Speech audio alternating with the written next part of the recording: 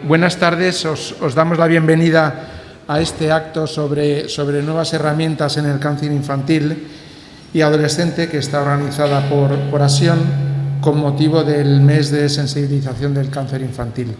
ASION es la Asociación Infantil Oncológica de Madrid, es una organización sin ánimo de lucro que está formada principalmente por familias que han vivido la experiencia de tener un hijo o una hija con cáncer infantil o adolescente. Yo me llamo Luis de Aro, yo soy de iSanidad y tanto en mi nombre como en el de ASION os agradecemos a todos vuestra presencia y a todos, a las distintas autoridades, a los miembros de la Junta Directiva, a las familias, a todos. La verdad es que me encanta veros aquí, para mí es un gusto. Así que nada. El objetivo de este acto es profundizar un poco en los nuevos abordajes que están surgiendo en el cáncer infantil y adolescente desde distintas perspectivas, desde la médica, la hospitalaria, la asistencial, la investigación o la atención de secuelas, así como de la perspectiva del paciente y de las propias familias. Primero tendremos a la doctora Berta González, que es oncóloga pediatra del Servicio de Oncohematología del Hospital de la Paz, que nos dará una visión un poco de cómo está la situación, ¿no? Y luego ya tendremos dos mesas redondas. En una participarán profesionales y en otro miembros de la asociación que nos ayudarán a ver los distintos enfoques, ¿no? Primero de todo, quería invitar a doña Arantxa Escalada, que es la directora de Sostenibilidad y Relaciones Institucionales de Reale Foundation, y que es la entidad, junto con el Círculo de Bellas Artes que nos acoge, que patrocina este acto. Así que, Arantxa, por favor.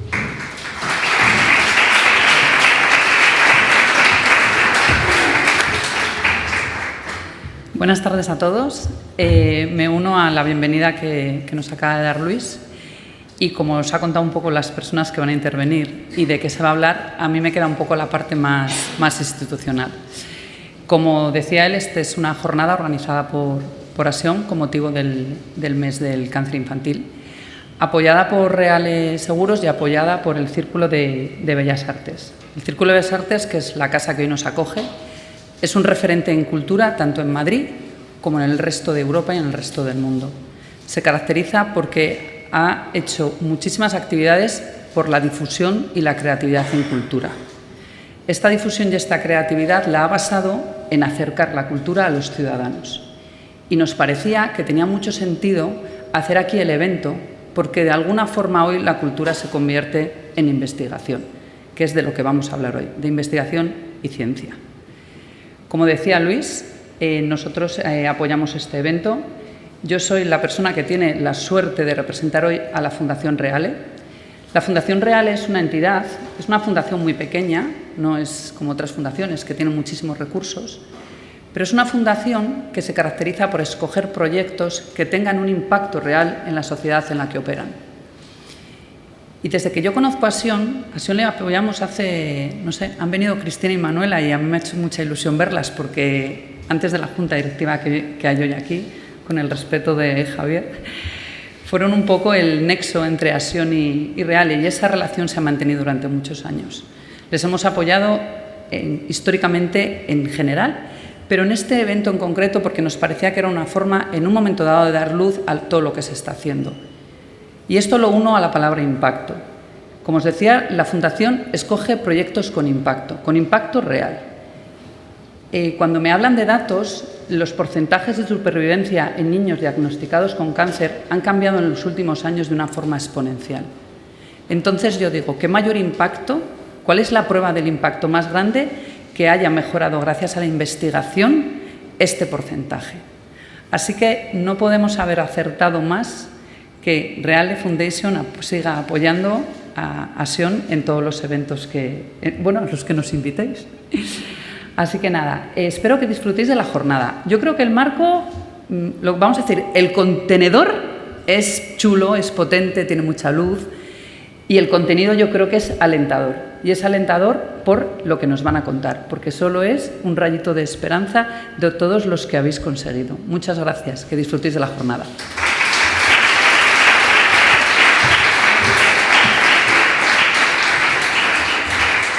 Ahora le pedimos a doña Celia García Menéndez, que es directora general de Humanización, Atención y Seguridad del Paciente de la Comunidad de Madrid, que inaugure el acto.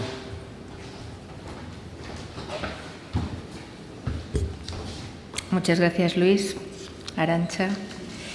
La verdad es que para mí es un honor estar aquí acompañándoos, ya lo sabéis, siempre que puedo vengo. Y además hoy hacerlo en nombre de nuestra consejera de Sanidad de la Comunidad de Madrid, doña Fátima Matute, que por motivos de agenda no ha podido hacerlo, pero me ha pedido que os traslade un cariñoso saludo y sobre todo el reconocimiento a Asión, que yo a veces me confundo y digo Asión, pero es Asión, así que me vais a perdonar, porque sabe que desde hace más de 3 décadas estáis trabajando por mejorar la atención a los niños y adolescentes, y además los adolescentes pasan a adultos con un trabajo ímprobo. Así que muchas gracias, enhorabuena. Y por ello pues quiero agradecer al presidente, a Javier, la invitación a estar aquí y felicitaros por la organización del evento que estábamos comentando ahora, que el que no ha organizado un evento no sabe lo que cuesta organizar un evento de estos, sepas, es como los buenos cocineros que hacen una comida estupenda y de repente se acaba muy rápido, pues esto es lo mismo, cuesta mucho pero luego vale la pena y se pasa rápido. En este magnífico auditorio, agradecer a Reales Seguros y también al Círculo de Bellas Artes. Es verdad, hablabas de cultura, la OMS promueve, tiene su sentido también hacerlo aquí, aunque sea ciencia, porque la OMS, también la Comunidad Europea, está promoviendo desde ya 2019, con muchísimos artículos científicos además, que la cultura y la salud tienen que ir de la mano, porque la cultura aumenta la salud en las personas sanas y también en las personas que tienen enfermedades.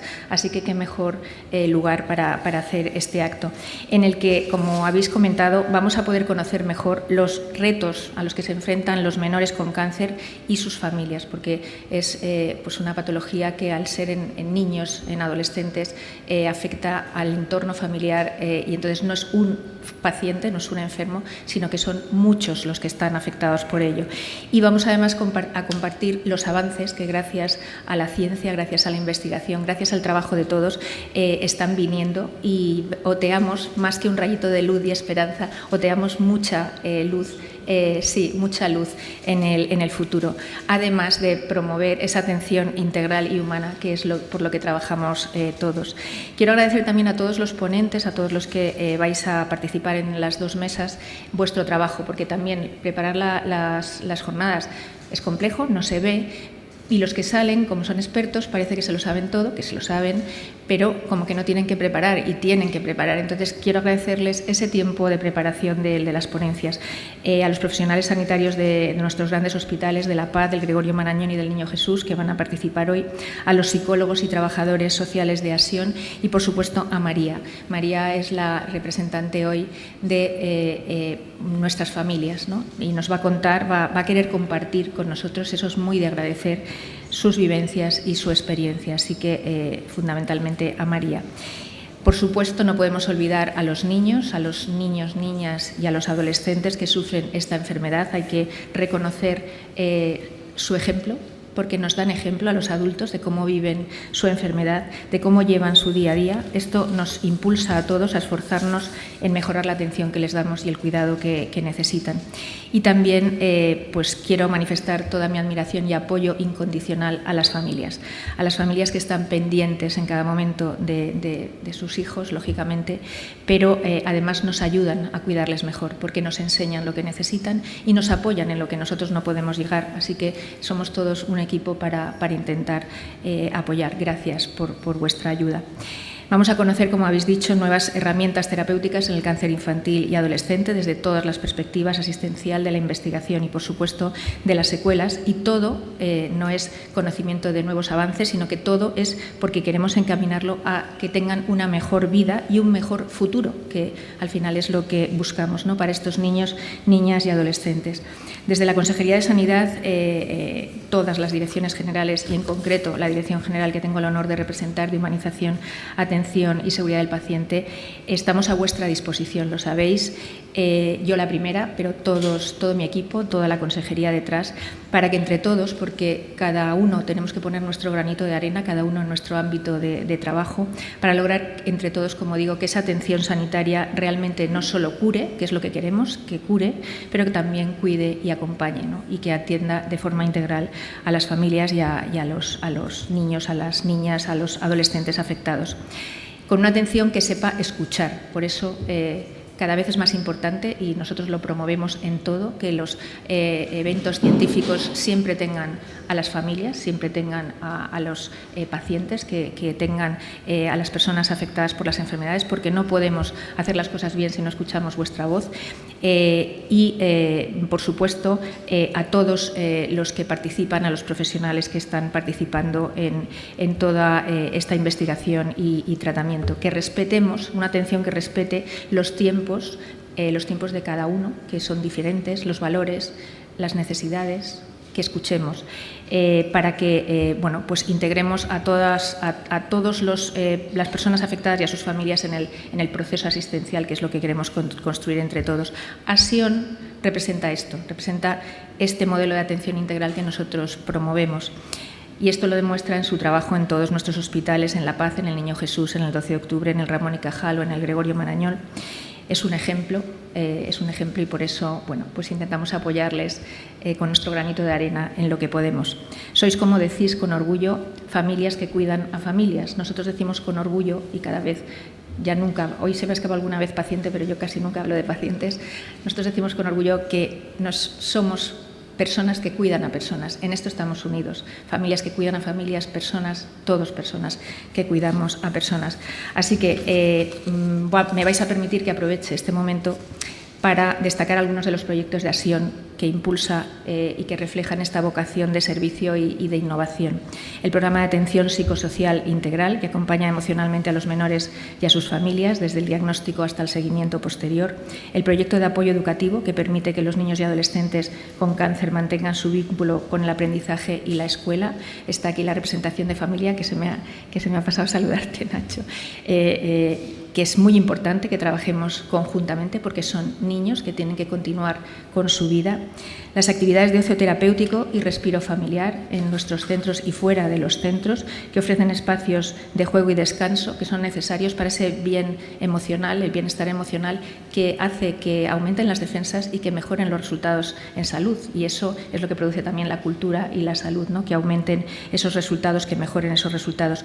El acompañamiento tan importante en la transición a la vida adulta, tan importante porque Javier es algo en lo que nos ha insistido que trabajáramos, estamos trabajándolo, estamos haciendo un plan para toda la comunidad, para que se extienda a todos los centros, para que no solo sean algunos centros los que trabajan esa transición de niño a adulto, porque tenemos la suerte, lo has dicho Arantxa, de que estas enfermedades que en muchos casos antes no sobrevivían, ahora sí, y hay que hacer ese seguimiento y ayudarles en el paso a su vida adulta. Y, por supuesto, el programa de voluntariado hospitalario, que lleva compañía, alegría y apoyo pues, a todas las habitaciones del hospital. Todos estos proyectos lo que logran es esa vida de calidad de las personas, tanto de los niños, de las niñas, de los adolescentes, como de las familias de los que están afectados. Así que gracias, Asion, por vuestra constancia, por vuestra sensibilidad y por vuestra capacidad de generar esperanza. En el nombre de la consejera, porque hoy vengo en nombre de la consejera y represento a toda la consejería, os deseamos que esta jornada sea muy inspiradora. Yo he visto el programa y sé que lo va a ser, y sobre todo que esté llena de oportunidades de aprendizaje. Yo siempre vengo con un boli porque siempre tomo notas, porque seguro que todos vamos a aprender a intentar a ver en qué áreas podemos apoyar en mejorar esa atención, que queremos que sea lo más excelente. Así que enhorabuena, muchas gracias por la invitación y feliz jornada.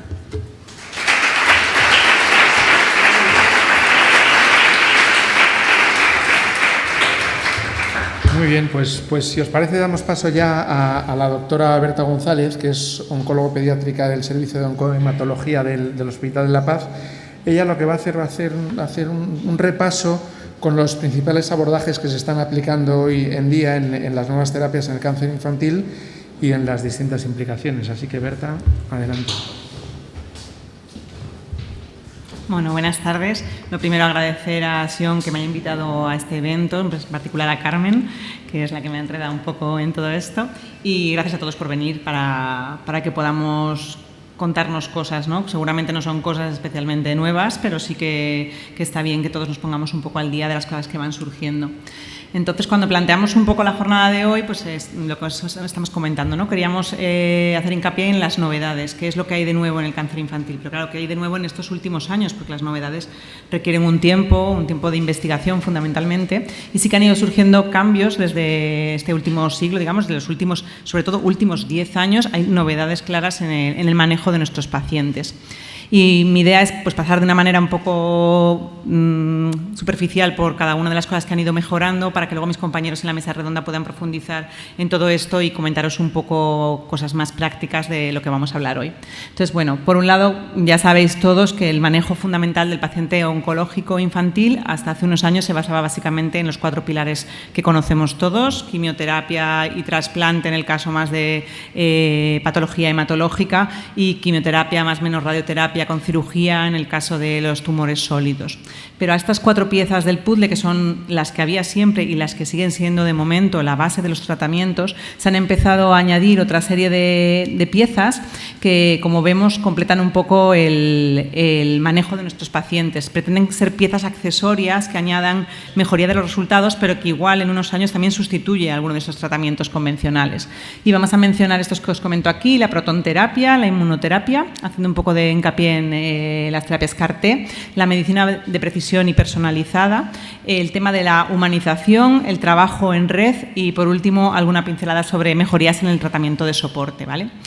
Hablando lo primero de protonterapia, bueno, para unas líneas generales para que lo sabéis todos, pero bueno, para si alguna persona no lo conoce bien, la diferencia frente a la radioterapia es que la radioterapia pues utiliza fotones, mientras que la protonterapia utiliza protones, y esto lo que nos da de ventaja es que permite que el protón llegue directamente a donde queremos y descargue la máxima energía allí. A eso se le llama pico de Bragg, y esto es una gran ventaja porque nos ayuda a tratar lo que queremos, el tumor específicamente, y nos ayuda también a que los efectos secundarios sean menores, porque la radiación que reciben los tejidos que están antes del tumor y la radiación que reciben los tejidos después del tumor es mucho menor, de manera que tenemos menos efectos secundarios. Esto nos viene estupendo para los niños, primero porque son organismos en crecimiento, con lo que son mucho más sensibles a cualquier efecto secundario de la radioterapia, tenemos menos riesgo de cáncer secundario y además nos permite abordar tumores que tienen difícil acceso mediante otras técnicas.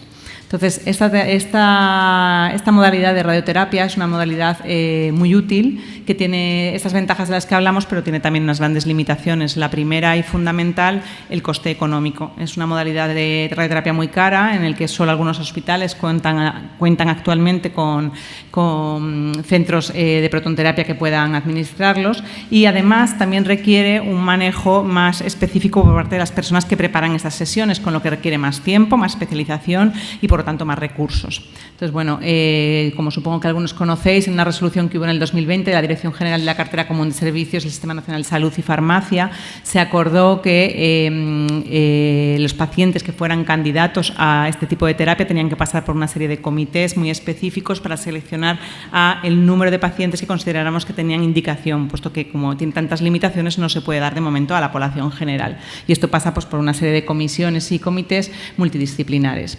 Y luego, por otro lado, bueno, tiene unas indicaciones muy concretas en las que no voy a entrar, pero sí que las cosas están bastante estandarizadas porque, como veis, no es accesible ni se puede dar a todos los pacientes. Y una serie de tumores concretos en los que está indicado, aunque en el caso de los pacientes pediátricos, la verdad es que en los comités suelen intentar también acogerles con una mirada un poco más abierta, puesto que nuestros pacientes son especialmente sensibles para sus efectos secundarios. Y gracias a la Fundación Amancio Ortega, pues el Consejo de Ministros autorizó que se compraran 10 equipos que tienen un valor, como veis, de 270 millones de euros. Es muy caro el tratamiento, y con eso se van a establecer una serie de equipamientos en las distintas comunidades, de manera que habrá 10 equipamientos en España para poder hacer protones en sanidad pública, ¿vale? Están en ello, pero todavía no han empezado.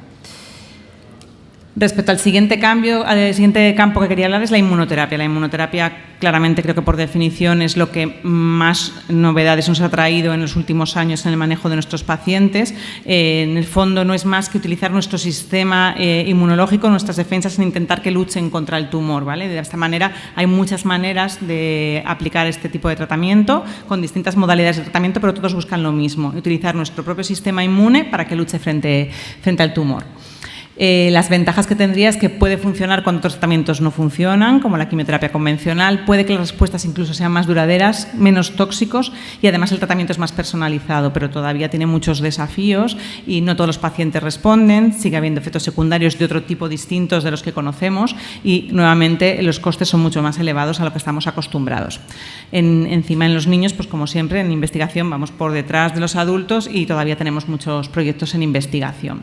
Pero sí que tenemos bastantes maneras de intentar abordar este tipo de tratamiento, pues bien modulando nuestro sistema inmunológico o bien con anticuerpos, que son como etiquetas que ponemos en las células para que las reconozca el sistema inmune, con virus oncolíticos, que son virus modificados genéticamente para que el sistema inmune los reconozca y destruya las células que infecten, terapias adoptivas como los CAR-T, que hablaremos un poquito a continuación, y inhibidores de punto de control. Bueno, tenemos distintas modalidades para intentar abordar este tipo de terapia en el que consigamos que nuestro sistema inmunológico se defienda frente al cáncer, utilizar nuestros propios recursos.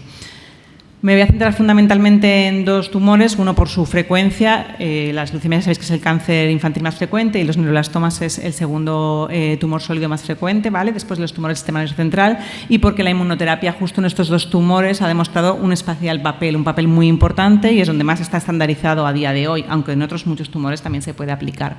Como veis, en la leucemia tenemos múltiples modalidades de inmunoterapia, desde anticuerpos monoespecíficos, biespecíficos, terapia CAR-T y demás. ¿Qué es la terapia CAR-T? Esto de lo que hemos hablado últimamente en los últimos años bastante. En el fondo es aprovechar las habilidades que tiene un linfocito en atacar a las células malignas, ¿no? Este linfocito lo modificamos genéticamente y conseguimos que exprese un receptor para atacar las células. Esto es un proceso muy complejo en el que no voy a entrar, pero que sí que es muy laborioso, requiere medios especiales y sobre todo requiere mucho tiempo, de forma que el paciente tiene que esperar durante un tiempo prolongado desde que puedes ofrecerle la terapia, sacas sus células, se producen y consigues volver a ponerle estas células para tratarle, pasa un tiempo prolongado, en torno a un mes, que el paciente sigue con enfermedad y tú todavía no has podido empezar el tratamiento. Entonces, requiere un manejo, es novedoso para nosotros, para los oncólogos, porque tenemos que manejar las cosas de forma distinta como estamos acostumbrados, pero ya estamos teniendo desde hace unos años experiencia en todo esto. ¿Y por qué surgen estas terapias? Pues porque a pesar de los buenos resultados en la leucemia linfoblástica en primera línea, todavía tenemos muchas recaídas, bueno, muchas, 20%, se considera bastantes recaídas, y sobre todo no tenemos muy buenos resultados en las recaídas. Entonces, para estos pacientes surge la necesidad de investigar, de que haya nuevos tratamientos y nuevas terapias. Y de ahí surge la terapia CAR-T, que la primera vez que se utilizó fue en el 2012 con esta paciente, que fue en Estados Unidos, y a raíz de la prueba en ella, que fue la primera persona que recibió un CAR-T y que permanece viva en la actualidad tras varias recaídas de su enfermedad, pues se consiguió hacer un ensayo clínico a nivel internacional en el que participó España, el Hospital Sant Andreu a cargo de la doctora Susana Ribes, y consiguió demostrar que la terapia CAR-T era una terapia con buenos resultados que posteriormente en vida real también se han podido demostrar. O sea que hemos conseguido que supervivencias libres de enfermedad a los 6 meses de 70%, que son resultados muy buenos en tratamientos de segunda línea. Con esto se consiguió que en el 2017 la FDA aprobara este tipo de terapias y luego posteriormente fue aprobada por la EMA. Ya tenemos indicación del Ministerio para todos los pacientes con leucemias tras un trasplante, una recaída tras un trasplante o segunda o posterior recaídas en población menor de 25 años. Esto es muy importante, pero también es muy importante para nosotros porque han cambiado un poco el manejo de nuestros pacientes. Estamos acostumbrados a una serie de complicaciones con los tratamientos convencionales y con estas nuevas terapias surgen nuevas complicaciones que para nosotros también son novedosas y que también ha requerido un tiempo de aprendizaje por parte de los profesionales y que vayamos acostumbrándonos a otro tipo de efectos secundarios a los que antes no estábamos tan habituados. Aún así, aunque esto parece muy novedoso y estamos contentos, pues evidentemente existen problemas, ¿no? El paciente tiene que esperar un tiempo hasta que lo pueda administrar el producto, el coste también es muy elevado, surgen nuevos efectos secundarios. Al final también hay pacientes que recaen tras este tipo de terapia y las opciones de tratamiento después de estas recaídas pues son todavía menores, más difícil rescatar al paciente. Tenemos problemas, pero bueno, la verdad es que han abierto un mundo de posibilidades para que nuestros pacientes puedan responder a segundas y terceras líneas. Y no solo es en el caso de la leucemia, sino que el CAR-T también se está investigando en los tumores sólidos, lo que pasa que aquí es más difícil.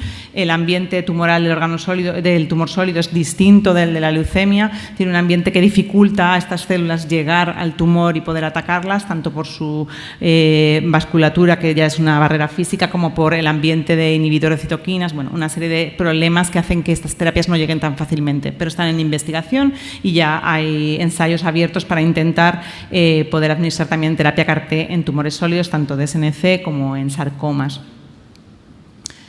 ¿Y qué ocurre en el neuroblastoma? El neuroblastoma, como ya sabéis algunos de los que estáis aquí, pues es el segundo tumor sólido más frecuente en la infancia, después de los tumores del sistema nervioso central. Y es un tumor que para nosotros es muy importante porque hasta el 15% de las muertes por cáncer son debidas a un neuroblastoma. O sea que es todavía un tumor en el que merece la pena seguir investigando porque todavía tenemos muchos problemas con él. Los pacientes que recaen son los que tienen algunas características específicas en las que no vamos a entrar y ellos son los que reciben una serie de modalidades de tratamientos muy intensivos y de ahí, de esos tratamientos tan intensivos que solo nos aseguran una supervivencia de un 50%, es donde surge de nuevo la necesidad de investigar y de que haya nuevas terapias y de ahí viene también la aplicación de la inmunoterapia en el neuroblastoma. En este caso, la diana que más está estudiada es el GD2, que es un gangliosio de membrana, es una molécula que se expresa en el neuroblastoma y también en otras células y frente a ella pues han diseñado distintos anticuerpos que están aprobados tanto por la FDA como por la Agencia Europea del Medicamento, de manera que ya tenemos indicaciones de esta inmunoterapia en el neuroblastoma también. Bueno, aquí también era para reseñar, perdón, que es que el puntero va un poco más rápido de lo que voy yo, para señalar que también de nuevo estos anticuerpos nos traen un montón de efectos secundarios distintos de los que estábamos acostumbrados, que hacen que nosotros también tengamos que seguir aprendiendo, que no todo por ser novedoso inmunoterapia está exento de riesgos, pero nos vamos acostumbrando, ya sabemos manejar mejor a los pacientes y hay que ir salvando un poco los problemas que van surgiendo, pero sí que ha abierto también un montón de posibilidades para estos pacientes. La supervivencia ha mejorado un 50-65%, con lo que no son datos nada desdeñables. Luego, pasando a otras cosas así menos concretas, podemos hablar del campo de la medicina personalizada, ¿vale? La medicina de precisión, ¿qué es esto? Pues la intención es no tratar a un tumor con un título de tal tumor todos por igual, sino que tratemos a este tumor específico en este paciente específico y conseguir que reciba la medicación más óptima para él con la mejor eficacia y la menor toxicidad posible. ¿Y cómo conseguimos esto? Pues lo conseguimos básicamente con las innovaciones en genética. A través de las distintas técnicas que han surgido en genética, secuenciación masiva y demás, podemos caracterizar mucho mejor estos tumores y podemos intentar dirigirnos a ella de una manera más específica. De manera que la medicina personalizada nos permitiría seleccionar a una serie de pacientes, a los que tienen más riesgo, a los que tienen menos riesgo, nos permite incluirles en un ensayo u otro, o sea, nos da la posibilidad de intentar dirigirnos mucho más de manera específica a un tumor concreto en un paciente concreto. Para eso ha habido bastantes novedades en todos los hospitales, surgen comités nuevos, comités de medicina personalizada, en los que nos reunimos un montón de especialistas para hablar de un caso concreto, que se analiza ese caso, se secuencia genéticamente, se comentan sus mutaciones, se decide entre el personal experto si hay alguna que es abordable en este momento, si podría participar en un ensayo, o sea, nos dirigimos más a la persona única, no a un tumor en general. Y esto es un gran avance de los últimos años. Con esto han surgido también un montón de dianas moleculares para distintos tumores que, según la mutación que tengamos, tenemos fármacos que ya van dirigidos frente a esa mutación. Otro campo que ha avanzado bastante es el trabajo en red. Antes se trabajaba más a nivel individual, también los medios que van avanzando en cuanto a informática nos están permitiendo una mejor comunicación en general, también en medicina. Entonces, esto nos ayuda mucho porque nos mantiene, actualizados, porque trabajamos en constante comunicación de tus datos, poder contar tu experiencia. Por otro lado, trabajamos compartiendo muestras para que se pueda hacer el mayor estudio, la mayor especificación en cuanto a estudio de un tumor, porque puedes acceder a todos los servicios de otros hospitales, de otros otros centros, nos reunimos. Todo esto es muy importante. Trabajar en red con otros centros, tanto a nivel nacional como internacional, es fundamental para el manejo de nuestros pacientes. Esto nos ayuda a integrar registro de datos, como os digo, y también a crear biobancos, que es muy importante para poder investigar después con estos tejidos que tenemos. Tenemos algunos ejemplos a nivel de la Sociedad Española de Hemato-Oncología Pediátrica de trabajo en red. Uno de ellos es el equipo de las leucemias linfoblásticas en recaída. Es un trabajo en red maravilloso que han creado con muchísimo esfuerzo desde el grupo de recaídas a cargo del doctor Fuster y el doctor Pablo Velasco, y han conseguido hacer un circuito estupendo en el que nos comunicamos cada vez que hay un paciente en recaída, se comenta el caso, se pueden mandar las muestras a los distintos sitios donde se va a poder estudiar ese paciente de manera completa e por igual, aquí en Barcelona, en Valencia o en cualquier sitio, y además podemos consultar incluso a grupos europeos que nos ayuden a manejar mejor al paciente si consideramos que necesitamos ayuda exterior. Esto también es de los últimos años y la verdad es que es un avance importante. En otra línea nada que ver, pero igual de importante, es los avances en la humanización. Quizás hace unos años no estábamos tan preocupados o no había esas posibilidades para hacerlo, y ya desde unos años para acá es fundamental que haya estrategias dirigidas para que el medio sea más empático, para que todo vaya dirigido hacia el paciente y sus familias. No es solo que el hospital tenga un aspecto más bonito, que también es importante, pero también un montón de estrategias y acciones que ayuden a que todo sea más empático en general. En todo esto, pues por un lado, sí, la parte de los entornos que sean más amigables, que los pacientes tengan espacios dirigidos exclusivamente para ellos, que no compartan con otros pacientes de otras patologías, que puedan encontrarse en su sitio. Aquí os pongo un ejemplo de una zona de nuestro hospital, pero en cada hospital cada uno tiene la suya. Son zonas en las que los pacientes se sienten que están en su zona, que no es la zona del médico, es la zona donde el paciente está tranquilo, puede jugar una partida de algo, compartir una película con un compañero. Todo esto es muy importante para sentirse bien. Por otro lado, también es muy importante la comunicación por parte de los profesionales, tanto los médicos, enfermeras, psicólogos y demás, adaptada a la edad del paciente, que el paciente menor maduro tenga capacidad de hablar y de decir qué es lo que él quiere. No escuchemos solo a los padres, sino que también hay que escuchar mucho al paciente. Todo esto ha ido avanzando y mejorando, pues porque al final hay más medios y puede mejorar. El apoyo emocional y psicosocial, en nuestro caso aquí en Madrid lo tenemos cubierto con Asion, que es básicamente lo que nos da todo este soporte, junto con los profesores del hospital. Fundamental seguir asistiendo al colegio, poder acabar su curso, para que cuando el paciente vuelva a ser un niño en su colegio siga en el curso que estaba, no pierda la comba, digamos, no pierda su curso, vuelva a su grupo de amigos. Esto es importantísimo durante el tratamiento, y todas aquellas cosas que van dirigidas a la familia, a que la familia también pueda respirar. Esta Asion también nos da muchísimo soporte, que no haya sobrecarga del cuidador principal, que pueda la familia sentirse un poco acogida, puedan descansar, puedan dejar un poco al niño con alguien, porque igual los padres necesitan un momento ellos dos solos, que no han podido tenerlo durante todo este tiempo. Todo esto es fundamental en el tratamiento. Y luego ya por último, perdón que aquí se ve mal, las mejoras en soporte. Bueno, en el soporte ha mejorado un montón de cosas, no nos vamos a centrar en ello, desde el manejo, porque los cuidados intensivos han mejorado mucho, el soporte transfusional, antibiótico nutricional, pero quería traer aquí un poco el tema del ejercicio físico, y es que nuestros pacientes, entre las alteraciones de la dieta, el sedentarismo obligado por culpa de los tratamientos, el estrés, la disfunción inmune, los factores hormonales, todo eso hace que estén en un estado constante inflamatorio con un riesgo cardiovascular, y eso hace que sea importante que mantengan la actividad física, y esto está descrito en un montón de estudios ya, en el que el ejercicio físico mejora los resultados de los tratamientos. Se sigue estudiando mucho sobre este tema. Además, ayuda por otro lado a mejorar la salud mental, mejorar la masa muscular, la masa ósea. Todo eso se deteriora muchísimo con los tratamientos. Entonces, el ejercicio debe ser incorporado durante el tratamiento, y es muy importante también profundizar en este tema. Aquí os tengo, por ejemplo, 2 fotos de nuestro gimnasio. En otros hospitales tienen otro tipo de gimnasios. Pues básicamente es poder hacer ejercicio físico, poder seguir el tratamiento. En nuestro caso hemos visto desde que está el gimnasio, la verdad, un cambio súper importante. Los pacientes, sobre todo a nivel anímico, se encuentran mejor, se ven fuertes, pueden hacer ejercicio, ven que hacen cosas que hacían antes y que ahora no pueden hacer, pero siguen haciéndola en el día a día con la quimioterapia. Nos ha traído de momento todo bastantes buenas noticias.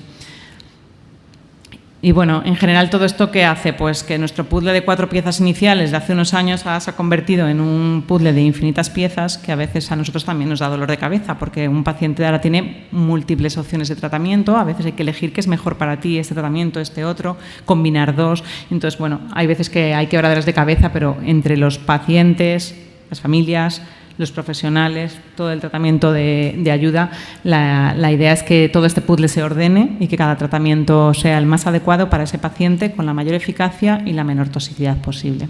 Muchas gracias.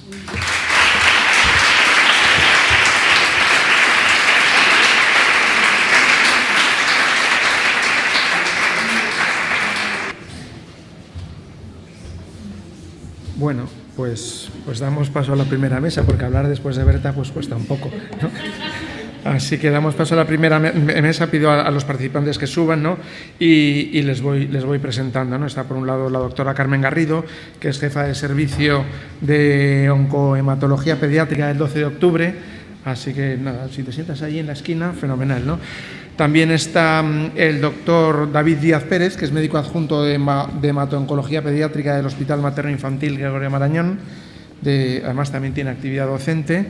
Está también Julia Ruiz Pato, que es supervisora de enfermería del Servicio de hemato-oncología pediátrica del Hospital Niño Jesús de aquí de Madrid. Y tenemos también a Carmen Pombar Villaseñor, que es la coordinadora general de ASION, ¿no? El objetivo es ir dando a conocer los distintos aspectos que rodean a todas estas nuevas terapias que se están aplicando hoy en el cáncer. Pues nada, lo primero es preguntando, lo primero que quería es, bueno, daros las gracias por estar aquí, ¿no?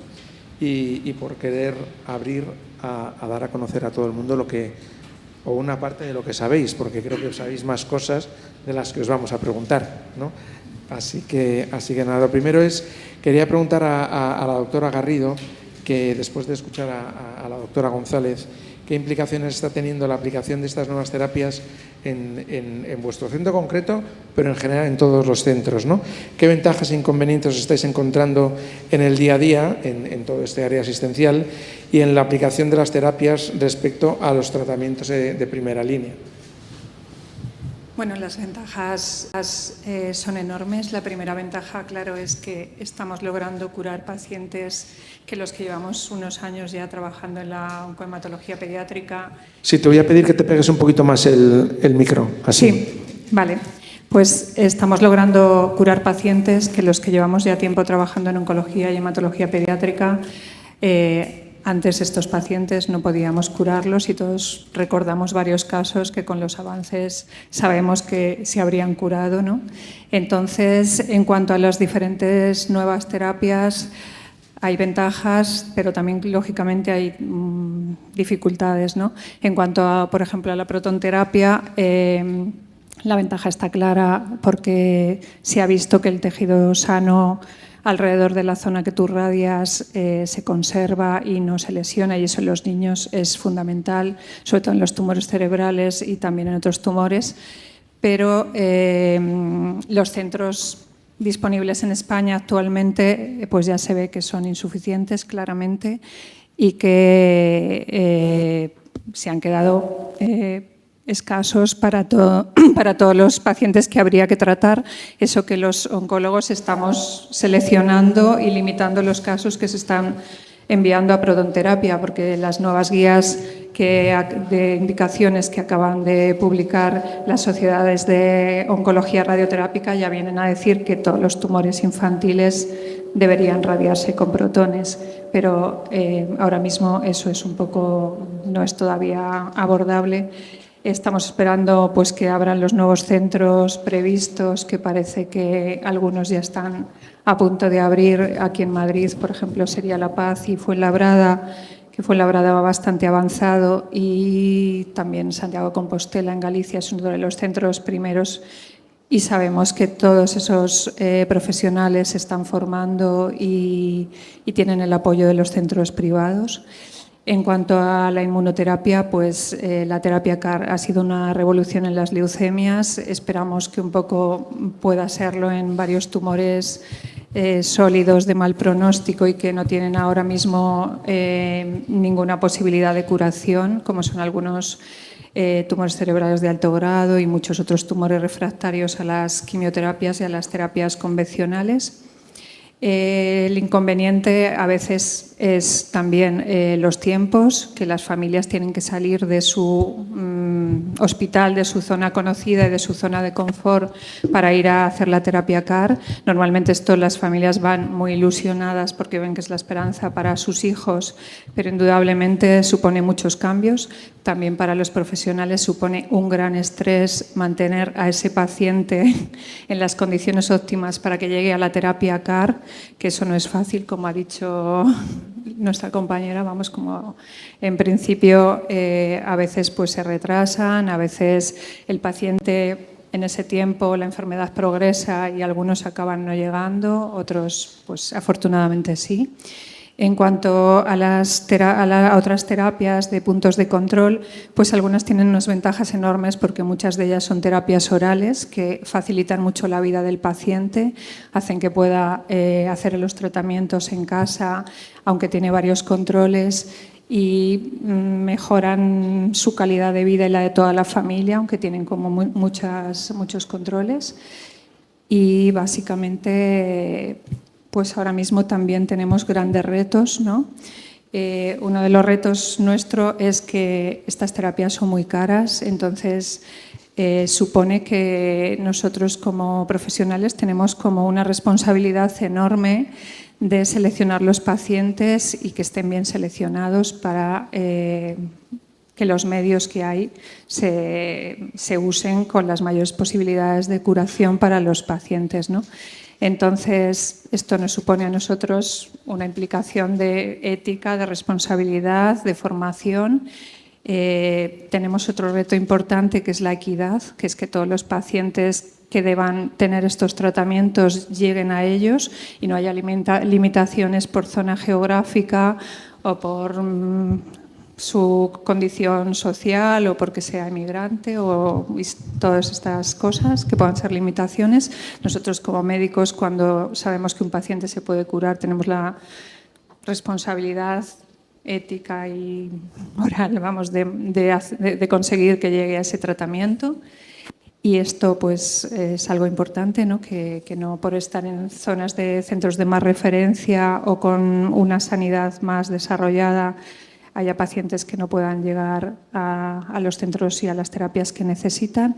Y luego esto necesita una formación constante y también una actualización constante para los profesionales para que sepan qué hay de nuevo, ¿no? Qué nuevas cosas podemos ofrecer a nuestros pacientes, que cada paciente para nosotros es un reto en sí, o sea, nunca un paciente es un reto y buscas hasta que en casos desgraciadamente ves que tienes que tirar la toalla porque ya todas las armas las has agotado y no has conseguido curar al paciente, pero siempre nosotros intentamos ofrecer todo a todos los pacientes. Y luego ahora mismo pues también es muy importante todas estas redes, toda la facilidad y la colaboración entre los diferentes centros, los profesionales, también a nivel europeo, para eso, discutir casos que muchas veces con la ayuda de todos,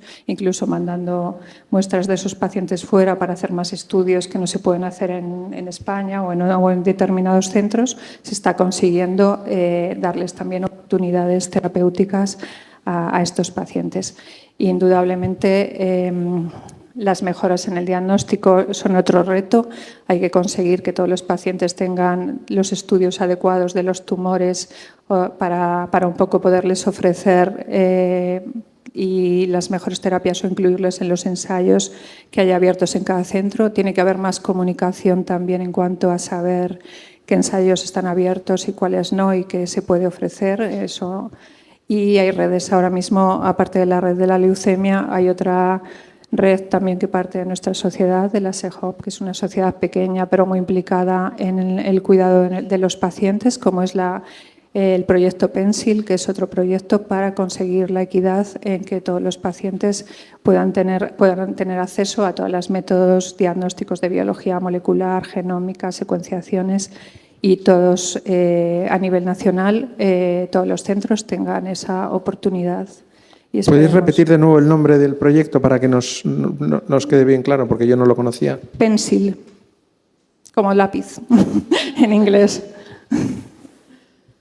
Y bueno, pues doy paso a... Sí, el doctor Díaz, la doctora Garrido nos ha hablado un poco además de investigación, Cuéntanos cómo valoras la situación ahora mismo en la investigación clínica en el ámbito del cáncer infantil y adolescente, dentro y fuera de España, si es posible, y además, ella ha hablado también de retos. ¿Qué retos y necesidades destacarías que hay ahora mismo? Pues en cuanto a la investigación en oncología pediátrica dentro de nuestro país, pues creo que es a través de la sociedad, de la SEO, pues trabajamos bastante en red, con mucha comunicación entre nosotros, para que los pacientes, cuando se pueda, pues al menos que el clínico sepa ensayos que tiene disponibles para aplicar nuevas terapias, etcétera.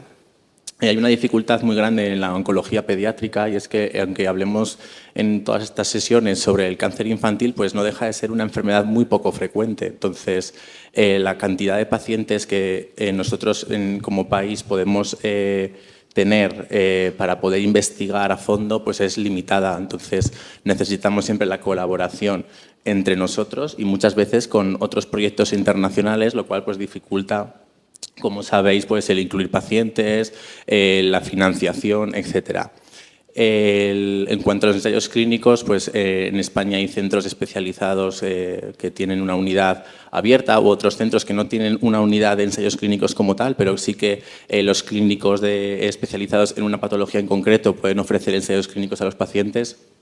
Pero sigue siendo un reto que todos puedan acceder a ellos, por lo que ha comentado la doctora Garrido, ¿no? Pues simplemente ya el hecho de las diferencias ya entre comunidades autónomas, ciudades, etcétera, ya eso supone un problema, no solo por la accesibilidad, sino también pensar que los pacientes, cuando se desplazan, no siempre eso está financiado por el sistema de salud, ¿no? Y los ensayos, pues cuando son de la industria sí que hay una financiación propia del ensayo para los desplazamientos, pero bueno, que eso tiene también sus dificultades y sus limitaciones. Luego también el problema en la investigación del paciente pediátrico, pues también hay un retraso en cuanto a todo lo que viene con la burocracia de ética del paciente niño que no puede decidir por él mismo, etcétera, lo cual dificulta muchísimo la investigación en la población que nosotros atendemos. En cuanto a otros países, pues yo he tenido la oportunidad de estar en un centro de referencia mundial que es St. Jude en Memphis, haciendo un programa de observación, y las diferencias pues sí que son muy notables, lógicamente, por tema de medios, infraestructura, financiación, y que bueno, pues son sitios de referencia a los que tenemos que mirar e intentar parecernos lo máximo posible. Va a costar mucho por el sistema nacional que tenemos, y que bueno, también nosotros lo que podemos hacer y hacemos es aprovecharnos también de esos hospitales que tienen una solidaridad muy grande con el resto del mundo para obtener la información, incluso comunicarnos con ellos para poder comentar casos complejos y complicados que podamos tener. Muy bien, Julia, hasta ahora nuestros dos médicos se han centrado en el ámbito clínico y de investigación de las nuevas terapias, pero desde tu perspectiva como enfermera, ¿no? Como en el Niño Jesús, ¿qué papel juega la enfermería en la aplicación de estas nuevas terapias? ¿Qué necesidades y también qué nuevos retos os estáis encontrando con los pacientes? Pues el papel de enfermería fundamental es cuidar de una forma integral al niño, al adolescente y a la familia con cáncer que están pasando por el proceso, y que además ahora, ¿no?, pues van a ver tratados pues con todas estas terapias que han comentado, nuevas terapias, inmunoterapias, distintas terapias CAR-T, etcétera. Y bueno, pues la enfermera está presente desde que se acoge al paciente en el día a día, dando educación sanitaria, cuidándoles, viendo los cuidados de soporte que tenemos que dar, tratando de detectar de forma precoz complicaciones que ya hemos visto, ¿no?, en la exposición de Berta, que van a tener los pacientes, ¿no?, intentar prevenir y detectar precozmente estas complicaciones y acompañar en todos los sentidos, porque estamos al final todo el día con el paciente y las familias. Como derivado de esto, pues retos. Tratamos a los pacientes dentro de nuestras unidades, dentro de los hospitales de día, integrado en el día a día, los ensayos, las nuevas terapias, con lo cual efectivamente son pacientes complejos y el reto fundamental es la formación, igual que han comentado nuestros compañeros, y pues yo creo que es un reto para todos los profesionales que estamos tratando a los pacientes. Necesitamos esos conocimientos, necesitamos una formación continuada, necesitamos el trabajar en el equipo interdisciplinar, que esa comunicación sea muy fluida para saber qué le está pasando al paciente, qué necesidades tiene en cada momento. Entonces, eso es uno de los retos fundamentales, ¿no?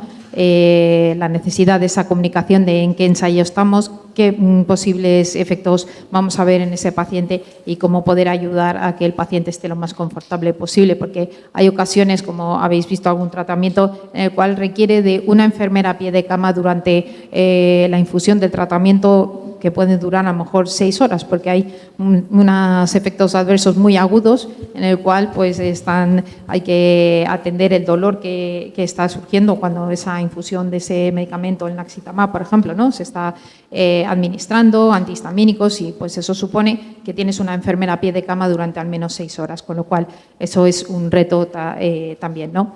Y ya también un reto sería, ¿no?, el hecho de implicar también a los profesionales de enfermería dentro de las investigaciones de una forma más precoz, ¿no?, junto con todo el equipo, para que un poco pues no vayamos todos un poco en la misma línea. Muy bien. Y Carmen, desde tu experiencia en ASION, ¿qué cambios os estáis encontrando en los menores con la aparición de nuevas terapias? ¿Cuáles piensas tú que debería ser el papel de la fisioterapia, de la neuropsicología y otras especialidades de rehabilitación en esta nueva situación? Nosotros estamos encontrando en nuestro centro de rehabilitación pacientes complejos y agudos, como está comentando toda la mesa, con múltiples necesidades a nivel emocional, conductual, físico. Realmente son unos pacientes que requerirían una atención muy temprana, una intervención desde el primer momento. Y observamos que desde el trabajo social o desde la psiconcología pueden intervenir desde el primer minuto, están ahí con la familia, con el paciente y la familia.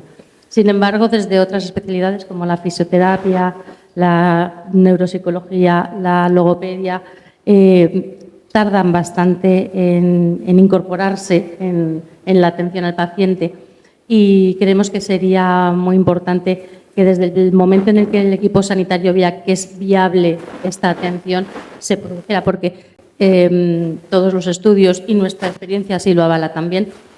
Una atención temprana es fundamental en la rehabilitación del paciente, minimiza secuelas y también mejora la calidad de vida. O como le gusta decir a Celia, es una calidad de vida, una vida de calidad. Además, este tema de las secuelas están floreciendo porque afortunadamente las tasas de supervivencia también están aumentando mucho. Pero estamos viendo también secuelas que no se producen a corto plazo, sino que son a medio o largo plazo. En este sentido, es muy importante también la labor de las consultas de seguimiento a los largos supervivientes, porque es una manera de detectar pronto este tipo de secuelas. En cuanto a lo que comentabas de cuál es nuestra labor desde la fisioterapia y otras especialidades, desde luego las familias necesitan escucha y necesitan también tener herramientas para afrontar la difícil situación de la mejor manera posible. Nosotros necesitamos ayudarles pues, detectando, escuchando necesidades, pero también facilitando su adaptación a la nueva. Lo que sí queremos claramente es que es importante esto va bien, por una parte, la implicación de las familias y, por otra parte, la intervención precoz para que la rehabilitación tenga unos resultados más positivos. Bueno, muchas gracias de verdad. En general, de ahora, para un poco preguntas para los cuatro, ¿no? Para Carmen, para Julia, para David y también para Carmen, ¿no? ¿Qué efectos secundarios encontráis más frecuentemente y cuál es la respuesta de las familias respecto a las nuevas terapias y respecto a los ensayos clínicos, ¿no? Vamos, yo me gustaría que intervinierais los cuatro y lo contarais más reducidamente. Bueno, en cuanto a efectos secundarios, pues depende de la nueva terapia, ¿no? Claramente que hay un abanico enorme, pero en los CAR o en la inmunoterapia más conocida, los efectos graves normalmente los ve el centro que realiza la terapia CAR, aunque luego pueden tener efectos secundarios prolongados que se ven después al volver a los centros de origen, ¿no?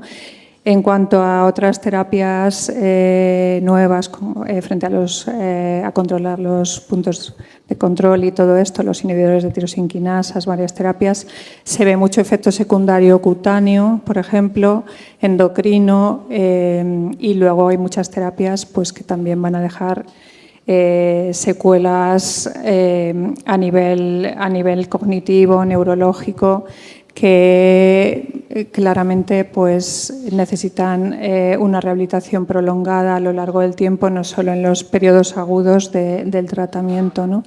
Y en cuanto a cómo reaccionan las familias cuando se les ofrece un ensayo clínico, pues normalmente las familias suelen confiar mucho en su equipo médico y si el equipo médico les aconseja ir a un ensayo, ellos piensan que el equipo ha buscado y es lo mejor para su hijo y normalmente lo viven como una oportunidad para curarlo con bastante ilusión, con miedo, porque tienen que salir de su hábito donde conocen ya a su enfermería, a todo su equipo que les cuida, pero siempre lo aceptan bien y lo viven con ilusión y aunque les suponga económicamente o en cualquier nivel pues un problema, buscan la manera porque piensan que es a lo mejor a veces pues como la última oportunidad para curar a su hijo o a su hija. Pues y un poco sumándome a lo que ha dicho Carmen, es cierto que los efectos adversos generalmente son un poco diferentes a la quimioterapia estándar que estamos habituados a ver, puede que sean más tipo inflamatorio, etcétera. Siempre cuando empezamos una terapia nueva, pues le explicamos a la familia la experiencia que tenemos en nuestro hospital, qué esperamos que le ocurra a su hijo, si es que esperamos que le pueda ocurrir algo, ¿no? Y cómo se actúa y cuál es el proceso. Generalmente, yo que estoy en una unidad de ensayos clínicos, las familias ya vienen como por sus médicos que los han derivado o por nosotros mismos si consideramos que son candidatos a un ensayo, bastante informadas. Ya vienen con una predisposición a participar, a ser primero, lógicamente, informadas de cómo funciona y nunca hemos tenido ningún problema con ninguna familia en ese sentido. Sí que es cierto que a veces los ensayos clínicos son muy rígidos en el seguimiento, en las pruebas que hay que hacerse, pero bueno, eso se explica a las familias y generalmente todas aceptan y lo llevan de la mejor manera posible y nosotros también pues facilitamos en la medida que podemos pues que esas familias estén lo más cómodos posibles durante todo el tratamiento. Sí que es cierto que a veces como los pacientes están en un hospital y luego tienen que trasladarse a otro, esa desvinculación con su centro inicial sí que les afecta, pero bueno, nosotros siempre animábamos a un seguimiento compartido y que aunque el paciente vaya a un ensayo clínico a otra ciudad o a otro centro, pues sus médicos tratantes, sus médicos iniciales están en contacto con nosotros y nosotros con ellos, ¿no? Entonces yo siempre animaría a las familias, si se les ofrece un ensayo, a participar y que no tengan ese miedo o esa preocupación por ir a otro centro o a otro hospital, porque al menos en nuestro país estamos todos muy bien comunicados, nos conocemos prácticamente entre todos y trabajamos mucho en equipo. Muy bien. Julia, Carmen. Sí, yo, a ver, de los efectos no añado nada más porque ya lo han comentado, pero sí que recalcar algo importante que ha dicho Carmen antes, que es que estos efectos y secuelas a largo, ya medio o largo plazo, donde estamos detectándolas son en las consultas de seguimiento a largo plazo, que son muy importantes de mantener estas consultas, ¿no? Y en estas consultas es fundamental tener tiempo para generar esa confianza con el paciente y las familias para que nos expliquen qué es lo que le está ocurriendo, porque hay veces que hay cosas muy particulares que si no dedicas tiempo y no preguntas y ahondas, ¿no?, en esa dificultad que ha tenido a nivel, lo que un poco decían, a lo mejor cognitivo, ¿no?, en la escuela, en la vuelta a la escuela, en las relaciones, ¿no?, en determinadas cosas, o sea, lo detectas cuando tienes y pasas tiempo en la consulta con el paciente, y ahí es donde podemos, ¿no?, ayudarles, ¿no?, con esos problemas, pues derivándoles al profesional necesario, sea psicólogo, sea neurólogo o lo que fuere, ¿no? Entonces eso creo que es fundamental. Con respecto a las familias, creo que es fundamental la información que se les dé, que la información sea veraz, que entiendan el objetivo del ensayo, porque esto creo que sí que es importante, ¿no? Porque a veces, ¿no?, quizás no perdernos en las falsas expectativas, a veces que eso puede hacer daño también, yo creo, a veces, ¿no? Entonces, conocer el objetivo, ¿no? Y ayudarles con toda esa información y ayudarles a veces en cosas muy sencillas y muy básicas que a veces no nos hemos dado cuenta, pero a veces nuestros pacientes son pequeños y si el tratamiento son unas pastillas, a lo mejor esas pastillas les cuesta tomar esas pastillas. Y porque lo he vivido y hemos visto casos, ¿no?, de pacientes que ese pequeño detalle ha hecho que el hecho de tener que tomarse la pastilla era un sufrimiento diario. Entonces, tenemos que buscar cuál es el mejor abordaje en el ensayo para esos pacientes y de pensar qué presentación tenemos, ¿no?, los pequeños detalles del ensayo también. Y desde la perspectiva de las familias, Carmen. Pues como decía Julia, a ellos les llegan en las consultas y a nosotros también nos llegan en el centro de rehabilitación. Nosotros lo que nos llegan ya no son tanto efectos secundarios como secuelas, que son a medio y a largo plazo. Estamos encontrando y tratando secuelas a nivel de fatiga, tanto emocional como física, como cognitiva, la habilidad emocional, problemas de equilibrio, motores, de psicomotricidad fina, también desinhibición, apatía, equilibrio. Realmente encontramos muchísimas secuelas que afectan en el día a día no solamente al niño o niña, también a la familia. Muy bien, vamos, yo solamente hay una cosa que destacaría, que no está en el guión, pero voy a permitir decirlo. Lo importante que estáis diciendo es contar las experiencias que hay a nivel de investigación y luego también de la respuesta de los propios implicados, ¿no?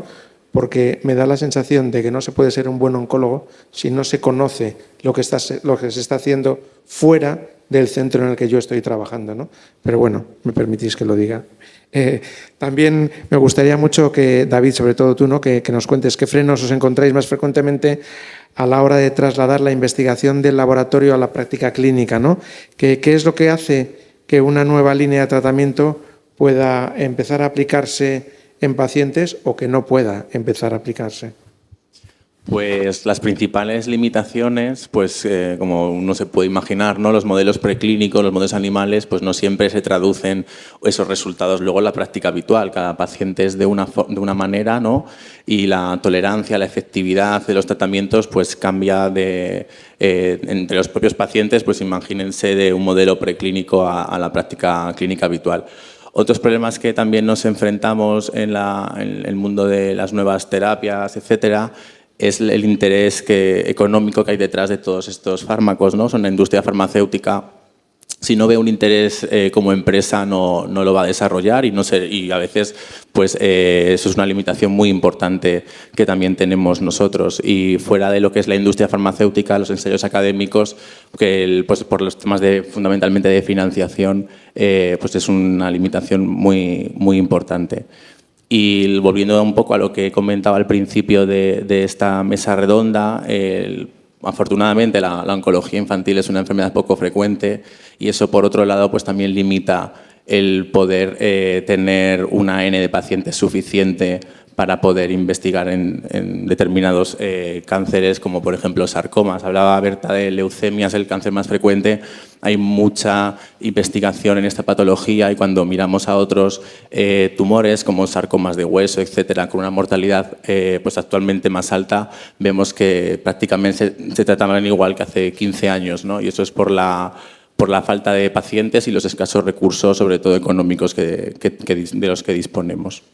¿Los demás queréis aportar algo? Carmen, Julia, Carmen, a este respecto.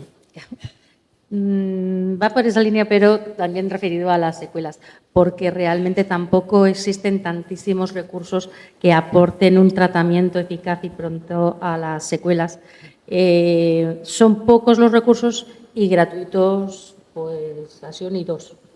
Entonces, es muy importante también incidir en ese atención a las secuelas dentro de los hospitales, pero también fuera de ellos. Carmen, Julia. Pues nada, seguimos. Carmen. Carmen. No, que también otra limitación es lo que se tarda en pasar las aprobaciones por las agencias de medicamentos y todo eso para que un ensayo se apruebe y pueda estar disponible en los centros. Eso es mucho más lento que en adultos, claramente. Bueno, lo mismo para todos, ¿no? Es decir, oye, ¿qué implicaciones puede tener a medio y largo plazo la aplicación de estas terapias en ámbitos como el educativo o el de la familia, en situaciones en las que las secuelas por estos tratamientos se alargan en el tiempo o son permanentes, iba a decir, o muy permanentes, es decir, que no van a desaparecer, ¿no? Esto, Carmen. En el ámbito de la educación es que puede suponer una desconexión total, no solamente a nivel académico, también social, y es imprescindible mantener la continuidad educativa. Y eso requiere una adaptación también en el aprendizaje, en el proceso de aprendizaje y enseñanza que se utiliza, porque tiene que adaptarse a las necesidades de los menores en cada etapa educativa y en cualquier entorno, en el aula hospitalaria, en el centro educativo y en el domicilio. Pero, por ejemplo, podemos hablar de que si se hace un examen de desarrollo de 10 preguntas, pues a lo mejor para algún niño puede ser algo muy difícil de realizar, imposible o muy frustrante. Y se podría a lo mejor cambiar por un examen oral o a lo mejor un test en el que pueda poner verdadero o falso, porque lo importante es ver que el contenido el niño lo conoce. Entonces, es muy importante tenerlo muy en cuenta. Sería quizás muy interesante poder establecer un seguimiento cuando un niño se incorpora al centro escolar por parte del centro educativo, por la parte de los equipos de orientación, poder realizar una evaluación psicopedagógica, si es necesario derivar al niño si se detecta algún problema auditivo o de visión, porque esto facilitaría luego a tener informes didácticos que son a largo plazo importantes. Pero bueno, en cualquier caso, lo más importante es que todos estamos hablando del acompañamiento, ese acompañamiento a la familia, porque llevan una mochila muy cargada, parece que la familia tiene que aprender de herramientas educativas, de tratamientos, de medicaciones, de cuidados. Entonces, se trata también de acompañarles porque llevan una mochila muy, muy pesada. Bueno, eso es una de las cosas que además ha comentado en su presentación la doctora González, ¿no? Quisiera contar un poquito cuando ha sacado la imagen del puzzle, la cantidad de cosas que hay detrás, ¿no? No sé con qué os encontráis vosotros, Julia. Sí, yo creo que vemos esto en el día a día con nuestros pacientes, sobre todo cuando les vemos, ¿no?, en las consultas, un poco como hemos dicho, de posteriores, una vez que han salido de la parte aguda del proceso de la enfermedad. Lo cierto es que hay un parón ahí tremendo donde se desvinculan y entonces una de las cosas más importantes y fundamentales es mantener o tratar de mantener, ayudarles a mantener ese vínculo con lo que era su vida, ¿no? Es complicado, algunas cosas es complicado mantenerlas, pero como decía Carmen, y el colegio, el instituto, los amigos, ¿no? Un poco hacer esa formación con las familias y con las asociaciones. No pasa nada porque se junten con sus amigos, ¿no? En determinados momentos, que no pierdan porque luego si te desvinculas totalmente es muy difícil volver. Entonces es fundamental esa vinculación con la vida, entre comillas, normal, ¿no? Y que el resto de su entorno aprenda que pues el cáncer, pues lo que decíamos un poco, no se contagia, que puedes hablar libremente de ello, ¿no? Con las palabras adecuadas. Todo esto, creo que la vinculación es fundamental para que luego puedan reintegrarse otra vez en una vida normalizada, que al final es lo que creo que todos los profesionales y todos queremos, ¿no? David y Carmen, ¿lo tenéis en cuenta a la hora de aplicar tratamientos?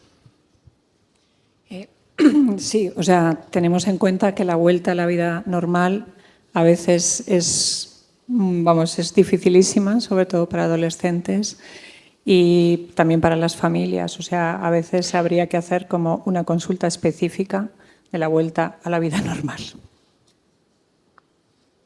O sea, yo creo que en oncología infantil, bueno, como en casi toda la pediatría, pues las secuelas a largo plazo siempre es una cosa que tenemos muy en cuenta, porque nuestros niños con 5 años pensamos también en un futuro posterior y entonces los tratamientos pues siempre tienen un seguimiento por nuestra parte bastante estrecho, y lo que sí que he podido ver como médico que ha pasado esas consultas de largo seguimiento es que los pacientes, una vez que abandonan, digamos, el mundo pediátrico, pues se sienten muy desprotegidos porque pues ya van al mundo de adultos, listas de espera muy largas, etcétera. Entonces creo que las consultas de largo seguimiento para los pacientes adultos, pero con un antecedente de cáncer infantil, pues tienen una importancia muy importante para lo que es la oncología pediátrica y también para el propio paciente. Muy bien, y además ya sabemos que el paciente al sido dado de alta desaparece del sistema, como se supone que se llama más. Así que, bueno, también os quería preguntar, porque si pensáis esto para los 4, ¿no? Tenéis que contestar en los 4, ¿no? Si es necesario informar a los pacientes y a las familias en el autocuidado específico, en las otras terapias, y además, si pensáis que es necesario educarlos, ¿en qué ámbitos, ¿no? Yo creo que los pacientes, cuando van a un tratamiento de nuevas terapias, siempre se les transmite una información, pues lo que ha dicho Julia, novedad sobre la medicación, las expectativas de que tenemos con esta medicación, efectos adversos secundarios. Y muchos de estos medicamentos, a diferencia de las quimioterapias convencionales, pues pueden ser pastillas, pueden ser medicación que el paciente está ambulatorio en la mayor parte de ellos. Pero no por ello es una medicación que no hay que tener una vigilancia, un cuidado y un cierto respeto hacia esos fármacos, y se les instruye a las familias cómo administrarlos, cuándo hacerlo, en ayunas, etcétera, y las posibles efectos que nos encontramos en los pacientes, sí se les explica, y creo que además es muy importante que la familia conozca con detalle lo que ese fármaco implica. Yo creo que la educación para el autocuidado es fundamental. Eso es poner al paciente y a la familia en el centro, que formen parte de su propio autocuidado, ¿no? Incluso a los niños pequeños hay que explicárselos en su lenguaje, en la medida de lo posible, porque ellos lo entienden. Van a poder también, ¿no?, hacer parte de su autocuidado, pues siempre, ¿no?, controlado por los padres, pero es factible. Entonces, es importante la educación que demos todos los profesionales. Creo que hay muchos aspectos que se pueden tener en cuenta. Es educación sanitaria final, educación para la salud, lo que hablábamos un poco del ejercicio, de la nutrición, que es importante, aunque estés no solo enfocado en lo que es el propio ensayo, ¿no?, sino todo lo que es y ayuda a que el paciente pueda estar mejor, a controlar el dolor, ¿no? Pensar cuando has tomado bien la medicación, ayudarles con, quizás tenemos también, ¿no?, de terapias de extracción, de cosas, o sea, ayudarles con muchos detalles que podemos, y que en eso yo creo que consiste la educación sanitaria al final, dirigida a los pacientes, ¿no? Y yo añadiría una cosa que es el paciente experto, que yo creo que hoy en día el paciente experto nos va a ayudar también a formar a los pacientes que vayan a entrar en distintos ensayos, y de hecho, bueno, yo creo que ya hay una tendencia a que incluso estén incluidos en proyectos de investigación desde el inicio, porque nadie mejor que ellos mismos van a saber la viabilidad del proyecto, de ciertas cosas que se van a hacer, ¿no? De tengo que venir todos los días a hacer una analítica, ¿es viable o no? Tengo que hacer todos los días un cuestionario, ¿es viable o no? Vamos a tener esas respuestas, ¿no? Y yo creo que ellos son los que nos van a dar esas respuestas. Entonces, creo que eso también forma parte de la educación y es importante introducirles en estos ámbitos también. Y otra cosa sería que tengan claros los signos de alarma de cuando tienen que volver o cuando tienen que consultar, pues para que el ensayo lo lleven con el menor estrés, ¿no? O sea, que en casa, si pasa algo, supongo que es importante, lo importante, pues para no estar en estado de alerta continuo y con esto también lo mejor posible. En nuestro caso está dentro de su propia rehabilitación. Porque los profesionales desde la psicología, desde la fisioterapia, desde la psicología, les acompañan dándoles estrategias, herramientas, cómo pueden superar ciertas cosas. Si no hay un problema de memoria, de qué manera pueden utilizar ciertas herramientas para acordarse de las cosas que tienen que hacer, ya que se les van dando herramientas para que ellos puedan compensar unos déficits con otras habilidades que tienen. Y luego, pues, por ejemplo, no solamente pues, la fisioterapia, es que a lo mejor también el ejercicio. Nosotros tenemos un programa de deporte adaptado en la que los niños pueden hacer absolutamente de todo. O sea, que han hecho boxeo, judo, coloterapia, bicicleta adaptada. O sea, que con las ayudas necesarias son capaces de hacer cualquier cosa. Escucharlos a los cuatro, sobre todo los a Karen, me surge una pregunta que, bueno, me gustaría también contestar eso. Por una parte los oncólogos que tenemos y por otro lado los oncólogos. Habría que prescribir asociaciones de pacientes con pasión. Es que hay que darle protagonismo a siempre. Pero no solamente es porque hay que darle protagonismo, es que Sí, pero obviamente el trabajo nuestro va muy unido a las asociaciones porque están cubriendo partes fundamentales que son definidas del sistema sanitario, claramente.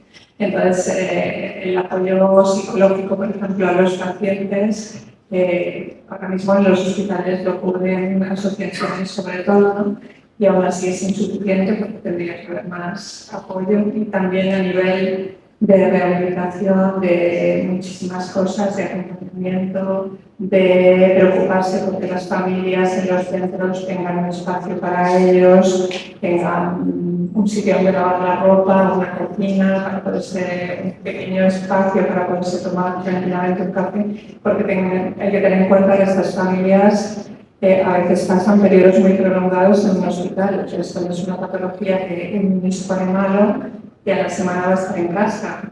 A veces son meses, a veces conviven en el hospital y ya nos damos cuenta de los pequeños detalles que necesitan lavar su ropa, necesitan poderse hacer algo de comida, tener un espacio de descanso y en eso las asociaciones facilitan, en humanizar el espacio, aunque cada vez todos vemos más, no solo vemos la enfermedad, sino que vemos que esto es un paciente, es una familia que ha cortado su forma de vida, que ha afectado a los hermanos, a todo lo que es el ámbito, pero ellos nos recuerdan muchas veces y nos ayudan en todo esto. Yo creo que sí, esa pregunta también se la puedes hacer a los pacientes que digan. Pero si los pacientes no prescriben. Con un sí rotundo, en vez prescribamos una asociación para ellos, no solo en el proceso agudo de la enfermedad, sino también a posteriori. y toda la humanización de la que hablamos, pues muchas veces desde fuera igual no sé qué, pero cuando estás dentro y trabajando te das cuenta que depende de las asociaciones de pacientes que tienen cada vez un poder muy importante y que bueno, los pacientes lo agradecen y nosotros también, porque al final lo que sea mejora a la calidad de vida de uno de nuestros niños o adolescentes, pues ves que luego los ingresos los llevan mejor, tienen más motivación por su vida, sobre todo ya que han dejado y que luego van a recuperar, ¿no? Y las asociaciones pues, como Acción pues, ayudan mucho en esa parte de humanización que pues, nosotros a veces no podemos dedicarle el tiempo, no tenemos los medios o los recursos para poder hacerlo dentro de lo que es el sistema sanitario.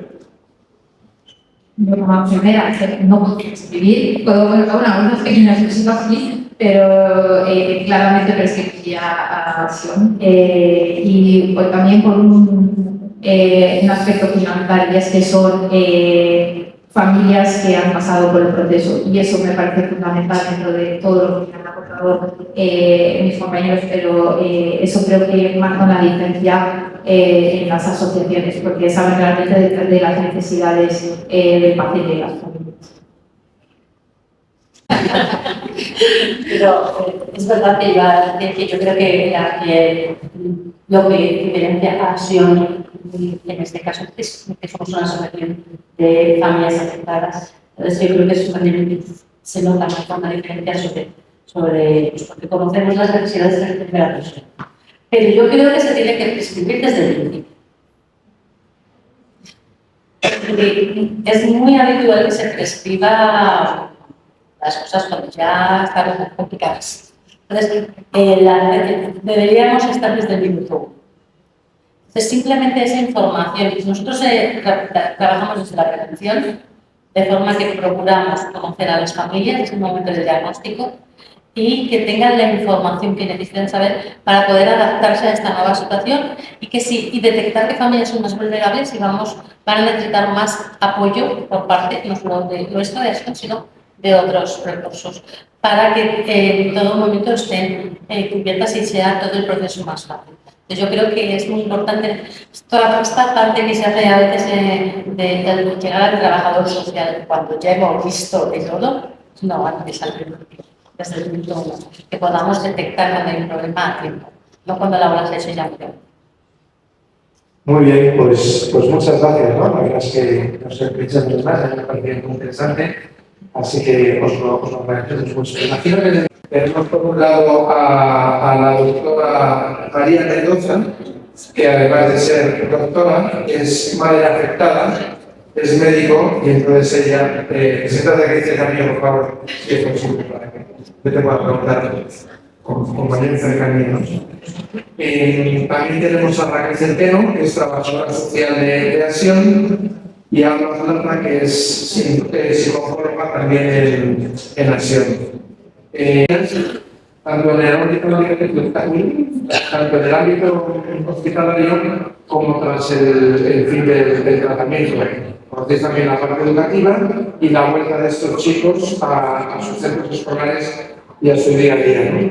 Entonces, primero vamos a preguntarle a la doctora Mendoza, a María, que en la actualidad no solamente existen nuevos tratamientos, también existen nuevas terapias para la rehabilitación de las secuelas. Como madre, ¿cómo ha sido esta experiencia para tu hija como participante en estas terapias? ¿Consideras que están bien enfocadas hacia los menores? ¿Qué nos cuentas? Hola, buenas tardes. Ahora en el verano mi hija ha tenido la oportunidad de participar en un ensayo clínico que hay en el Niño Jesús, pero creo que es más importante al principio contaros quién es mi hija. Mi hija tiene 15 años, con 8, lleva 7 años ya, con 8 le descubrieron un medulloblastoma. Es una niña que ha ido recorriendo mucho camino desde su diagnóstico. Se sometió a cirugía, a quimio y radioterapia con la línea convencional. Con muy buena respuesta, una excelente respuesta. De hecho, lleva 7 años sin recaída alguna. pero el principal problema de Paula fueron sus secuelas. Es donde quizá es el caballo de batalla de toda la familia y el suyo propio, ¿no? Superarse las secuelas que tuvo, pero sus secuelas fueron muy importantes, algunas de ellas permanentes, bastante devastadoras, pero es una niña muy fuerte, que trabajó desde el primer minuto. Tuvimos la suerte de que nos vieron que tenía Jesús y entró prácticamente tras la cirugía en la unidad de terapia del Niño Jesús, que es una unidad multidisciplinar, y estuvo con fisioterapia, logopedia, terapia ocupacional, y cuando pudo empezó también en el aula hospitalaria, que es Miguel Pérez, su director, que estaba presente. Y a la par también tuvimos la suerte de conocer a Sion, que han sido los que han permitido algo que funciona muy bien, que es el tratamiento y el abordaje de los pacientes oncológicos en el periodo agudo y subagudo. Sin embargo, falla quizá la recuperación de las secuelas a medio y a largo plazo, que es donde ha sido pues casi un caballo de batalla. Soy una gran buscadora de terapias, de centros de rehabilitación, etc. En verano mi hija tuvo una revisión con el oncólogo. Ella tiene una afectación motora muy grande, ya tiene 15 años, como lo he dicho, y como muy buen adolescente, pues es mucho más difícil poder batallar con ella su aceptación. Ella ahora se enfrenta no solo al reto de la adolescencia, sino al reto de su autopercepción, sus secuelas físicas, su afectación cognitiva, su afectación afectiva, sus retos sociales, etc. Pero a lo largo de estos 2 últimos años hemos dejado que sea ella la que decida qué ayudas técnicas quiere tener, a qué terapias quiere asistir. Una de sus mayores secuelas es que tiene una ataxia, una dificultad para caminar. Ella no puede caminar sola en la calle porque tiene mucho riesgo de caída. Otra de las afectaciones que tiene es que tuvo una parálisis facial completa, con lo cual tiene dificultad para hablar y casi no tiene mímica facial. Y una afectación del ojo izquierdo, no tiene visión de ese ojo. Entonces, todas las terapias que hemos hecho en los últimos 7 años van encaminadas a intentar subir un peldaño más, a mejorar esos problemas que tiene ella.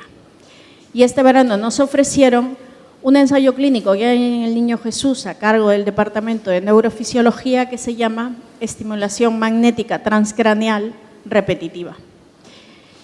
Y ha sido para ella maravilloso. La verdad es que ha sido una cosa, ha sido un trabajo diario porque consiste en un ciclo de 5 semanas diarias de 35 minutos. Para quien no conozca la terapia, lo que es una técnica no invasiva, que lo que intenta es, mediante campos magnéticos dirigidos a áreas muy concretas del cerebro, con el fin de estimular aquellas zonas que tiene afectada el paciente elegido. Como Paula tenía, mi hija se llama Paula, como tenía afectación, por ejemplo, cognitiva, los campos magnéticos iban dirigidos bien a la parte frontal, bien a la parte del hipocampo. Como su problema es motor y tiene la ataxia, le han estimulado la parte del cerebelo, y como tiene también afectación facial, las zonas del cerebro que tiene relación con los pares craneales también han sido estimulados. Pero no es ese la ventaja de este proyecto. La ventaja de este proyecto es que lo unían a una terapia intensiva. Ella iba de lunes a viernes a esos 30 minutos de la terapia y a continuación iba 1 hora con el fisio, 1 hora con el logopeda y 1 hora con el terapeuta ocupacional. Y es ahí donde hemos visto nosotros la mejora. Mi hija ha terminado después de 5 semanas logrando un reflejo de arcada, que no lo tenía hace 7 años. logrando mover un pelín la mímica facial. Y lo que para nosotros, medio sonreír o tener ese reflejo de arcada es algo automático, para ella ha sido un logro espectacular. Entonces, creo que es muy importante y es algo que muchas veces lo hablo en grupos de padres, cuando voy al colegio, cuando voy a otros centros o cuando hablo en alguna asociación, es muy importante darnos cuenta de la importancia que tiene de buscar centros que fomenten la continua rehabilitación de pacientes oncológicos, porque si bien ya no tienen cáncer, pero tienen secuelas y ellos no necesitan terapia una vez a la semana, probablemente necesitan un centro, igual que alguien va a un gimnasio, necesitan un centro al que ir todos los días o 3 veces por semana a ejercitarse, a mantener tono muscular, a mejorar la postura, a trabajar con un logopeda, a seguir haciendo terapia.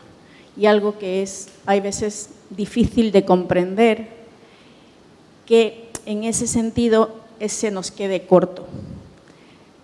Fundaciones o asociaciones como Action hacen una labor fundamental en ese sentido, porque nos dan una alternativa que quizá en la asistencia sanitaria, en la sanidad pública, nos hemos quedado fuera, con niños o adolescentes como los que tenemos, ¿no? Entonces, esta terapia que nos ofrecieron, este ensayo clínico muy cortito, mi hija ha tenido la suerte de poder estar allí. Para ellos la experiencia ha sido muy gratificante. Hay que intentar contarlo más veces. Raquel, desde tu perspectiva como trabajadora social, ¿cómo estáis viendo que afectan estos nuevos tratamientos a la situación de las familias?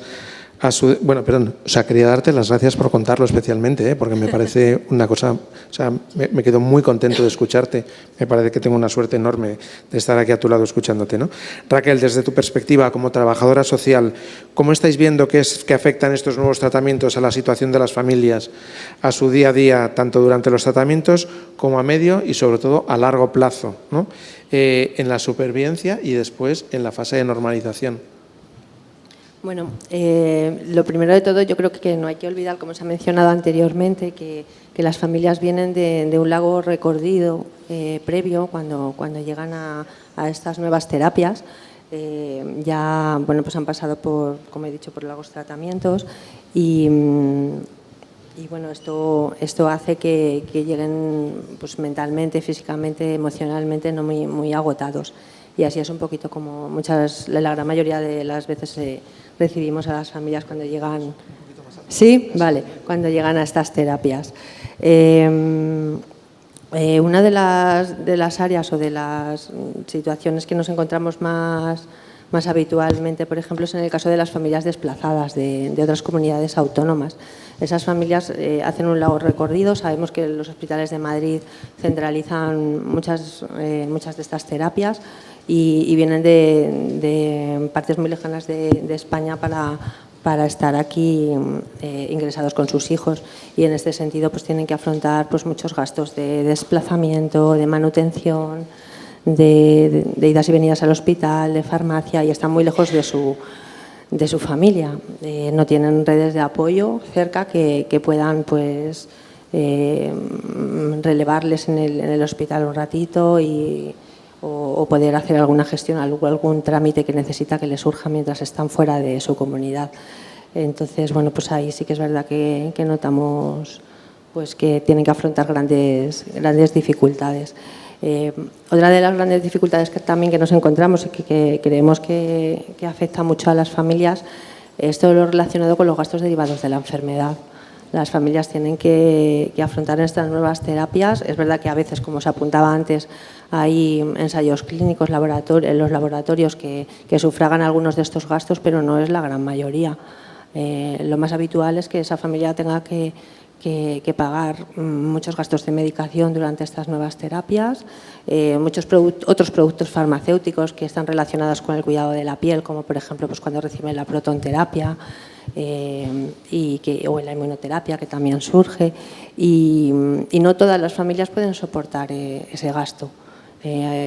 Influye en cualquier economía familiar y aún más cuando nos encontramos con perfiles de familias en los que, por ejemplo, uno de ellos no trabaja, ha finalizado su contrato laboral, no le pertenecía a ninguna prestación.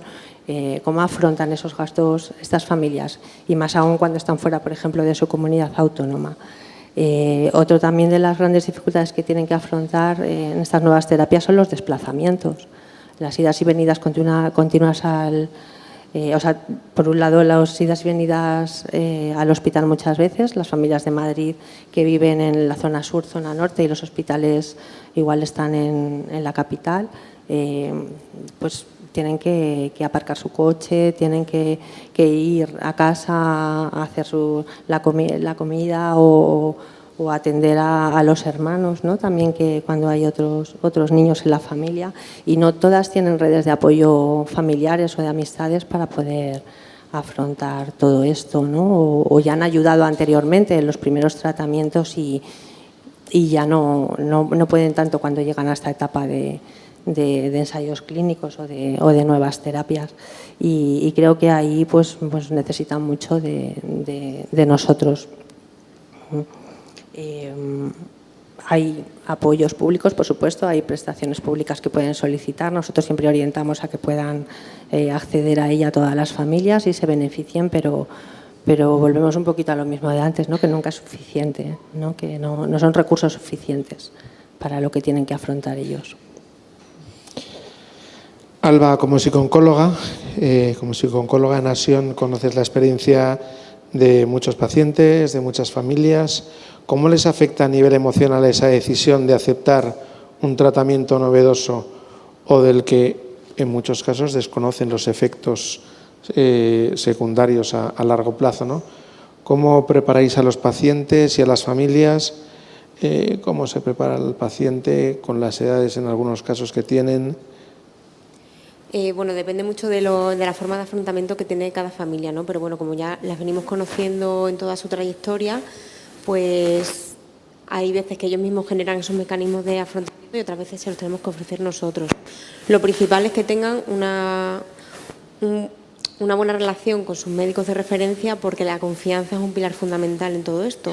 Ya lo han comentado ellos también, ¿no? Que la información que manejan va a ser importante porque también les va a dar cierta sensación de seguridad y de control. No vamos a olvidar que son sus hijos, ¿no? Y necesitan sentirse seguros allá donde les están tratando. Entonces, tener la confianza suficiente con sus médicos como para poder preguntar aquello que les surja es una cosa que nosotros hemos visto que es muy importante para las familias. Son tratamientos que no se conocen, con lo cual a veces les resulta algo como si les estuvieran hablando en otro idioma. Y también les da un poquito de reparo preguntar, pero bueno, forma parte también del trabajo que hacemos nosotros desde Asión, el poder animarles a apuntarse a aquellas dudas que surjan y comentarlas en la consulta. La información se la dan ellos, ¿no? Los oncólogos y oncólogas, y también a los pacientes. Tenemos la suerte de tener unos pediatras que adaptan su lenguaje al máximo, ya sean pequeñitos o más mayores, y las familias en ese sentido están muy contentas. Entienden normalmente la información porque si no la han entendido en un primer momento se les vuelve a repetir las veces que haga falta, y si no, pues se acompaña con alguien que les pueda luego traducir, entre comillas, ¿no? Pero no solo a los familiares adultos, padre y madre, sino también a los adolescentes o a los niños. Entonces, en ese sentido nosotros acompañamos, pero son los médicos los que hacen la gran labor. Muy bien, y a las tres, Raquel, Alba, María, ¿qué necesidades faltan por cubrir? Aunque María nos ha contado alguna, ¿no? ¿Qué necesidades faltan por cubrir y qué retos detectáis desde la perspectiva del paciente y de la familia? Sobre todo respecto a las nuevas terapias que también nos ha contado la doctora González al principio que se están implementando. Bueno, las familias nos cuentan, ¿no? Accesibilidad a ellas, porque a algunas les suenan pero tampoco saben si son aptos para poder optar a ellas, conocerlas, porque como decimos, al final ellos saben tratamientos convencionales, pero les hablas de inmunoterapia y dicen ¿eso qué es? O de las CAR-T, ¿no? Entonces la información, que puedan acceder a ellas, como digo, y luego que se les dé la facilidad como para poder hacerlo, porque si vienen de fuera pues ya no lo tienen tan fácil, a veces no tienen alojamiento, no tienen red de apoyo, o surgen complicaciones, no sé, neurológicas y de repente todo está como en una nube negra y no saben de dónde vienen las cosas. Entonces, bueno, pues yo creo que mayor información, mayor apoyo, tanto del equipo médico como de asociaciones como nosotros y también de otras familias, porque al ser más novedoso también es más difícil que puedan compartirlo con otras. Y además, al ser ambulatorio, no siempre coinciden, con lo cual el sentimiento de soledad sí que se produce quizás en mayor medida que con tratamientos convencionales. Raquel. Sí. Bueno, yo creo que uno de los grandes retos o necesidades que detectamos en estos últimos años, sin duda, es el alojamiento. La necesidad de una alternativa de alojamiento, sobre todo para las familias que vienen, que comentaba antes, desplazadas de otras comunidades autónomas. Estamos viendo cómo con las nuevas terapias esas familias no encuentran ese tratamiento que necesitan sus hijos allí y tienen que ser derivados. Entonces pasan aquí largos periodos y los recursos que hay de alojamiento son insuficientes para toda la demanda que hay. Entonces ahí sería muy importante que pudiera haber más recursos, porque bueno, las asociaciones ofrecemos y otras entidades lo que tenemos o lo que podemos, pero no es suficiente con el número de pacientes que se tratan, por ejemplo, aquí en Madrid.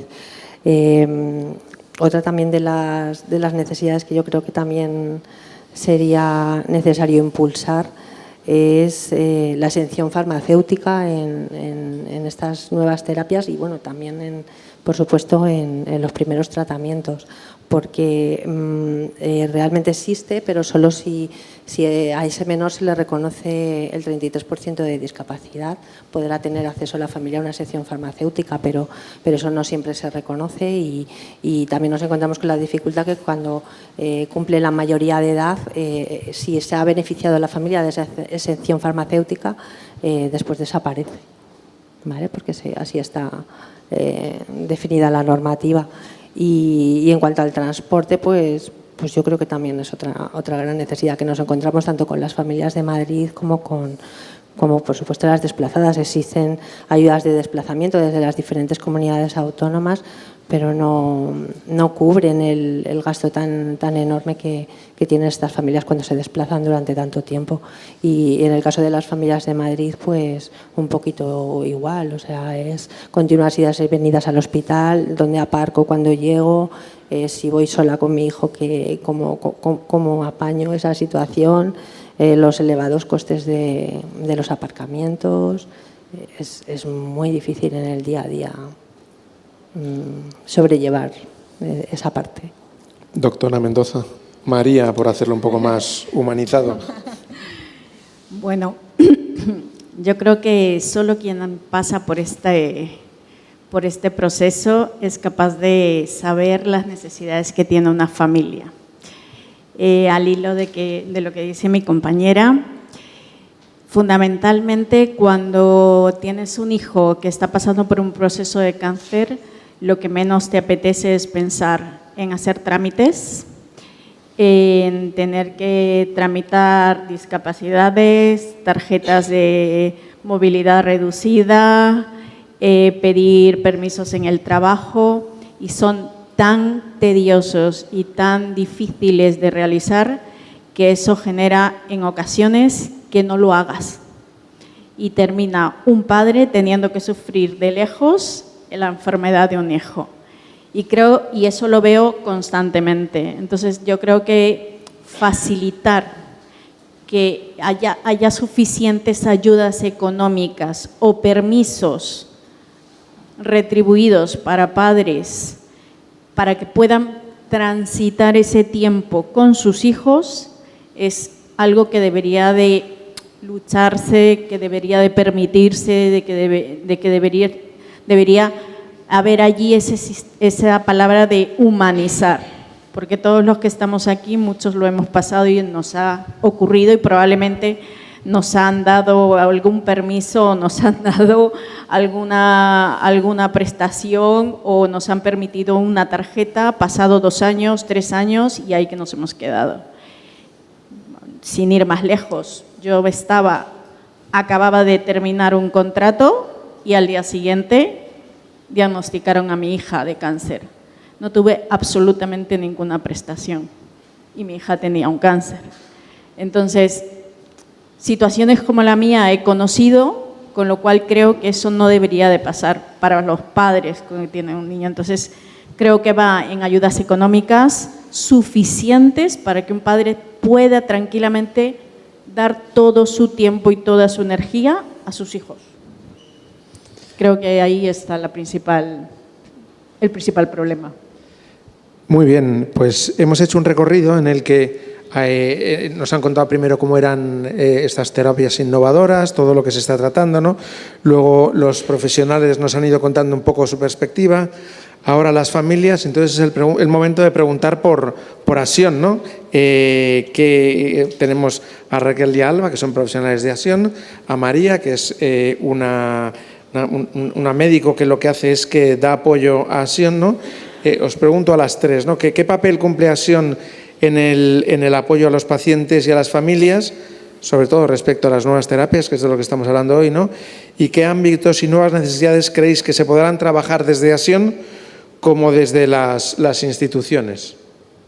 Bueno, una de las funciones, ¿no?, que tenemos es el acompañamiento, como decía también Carmen antes, ¿no?, a todos los niveles. Entonces, supone un reto para todos estas nuevas herramientas terapéuticas. Entonces, tenemos que formarnos e informar también, acompañar a las familias en las dificultades. Al hilo de lo que decía María, hay muchas familias que en estas nuevas terapias no pueden acompañar a sus hijos como les gustaría.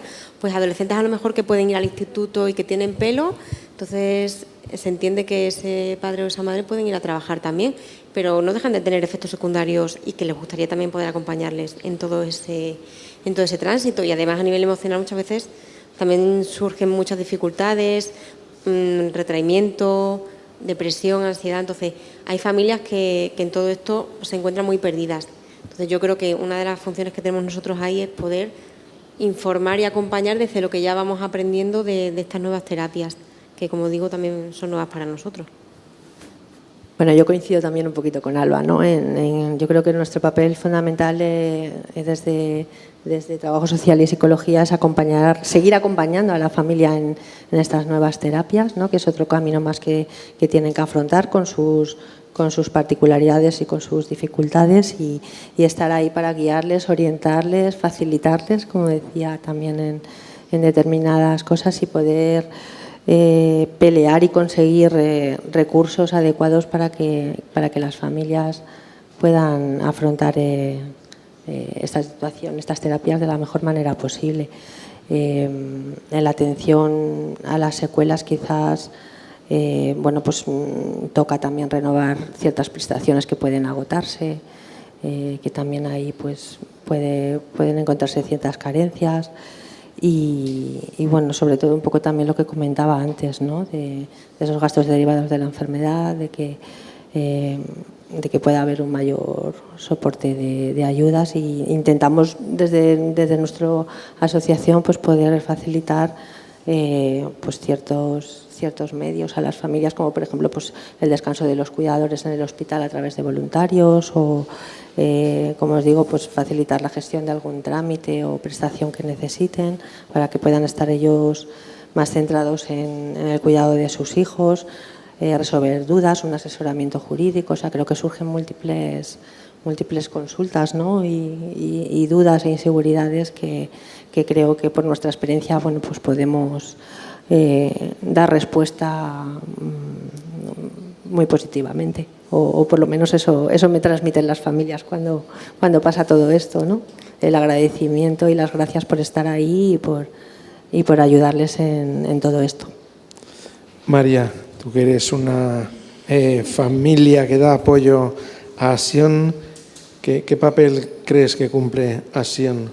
Bueno, yo creo que Asión ya de por sí hace bastante buen papel en muchas de las comisiones en las que yo ya voy conociendo, participa en comisiones de sanidad y en grupos de trabajo, intenta tener representación como familias para poder humanizar proyectos que están puestos en un papel, pero que todavía falta la parte humanitaria, ¿no? La parte humana dentro de ellos, y ellos en ese sentido lo hacen bastante bien. Participar en nuevos proyectos, en líneas de tratamiento, en proyectos de investigación, es un trabajo que ellos ya ponen en marcha, y yo creo que en ese sentido la línea por la que trabajan da sus resultados.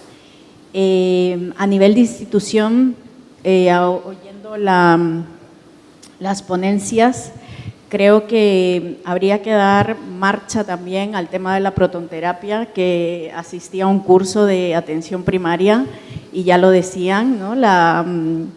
El retraso que había de más localizaciones en las que hubiera equipos de protonterapia, porque debe ser muy difícil para un oncólogo tener que decidir no solo que decide qué paciente debe o cumple todos los criterios para poder para poder optar a esta terapia, pero humanamente no debe ser fácil para ellos, ¿no? Pero si disponemos de más equipos de protonterapia, tienen más posibilidades de tener pacientes. Yo creo que es un proyecto que no sé si está parado por cualquier circunstancia, pero creo que invertir más en líneas de tratamiento y en la protonterapia, que está ahí como parada, creo que sería una buena noticia para tantos niños que van a poderlo usar, ¿no? Muy bien, pues muchas gracias a las tres por compartir vuestra experiencia, especiales gracias a María por compartirla, ¿no? Y por acercarnos a la realidad de los pacientes, de las familias, los retos, las necesidades y ya está. Quería dar las gracias especiales a todos los que habéis venido, pero mucho más especiales a los que habéis participado, ¿no? A todos y cada uno, ¿no? Además estáis todos ahí, así que mirando para allá es para vosotros, ¿no? Ahora le pido al presidente de Acción, a Javier Hortal, que suba y que comparta con vosotros o con todos nosotros las conclusiones de la jornada. Gracias a todos.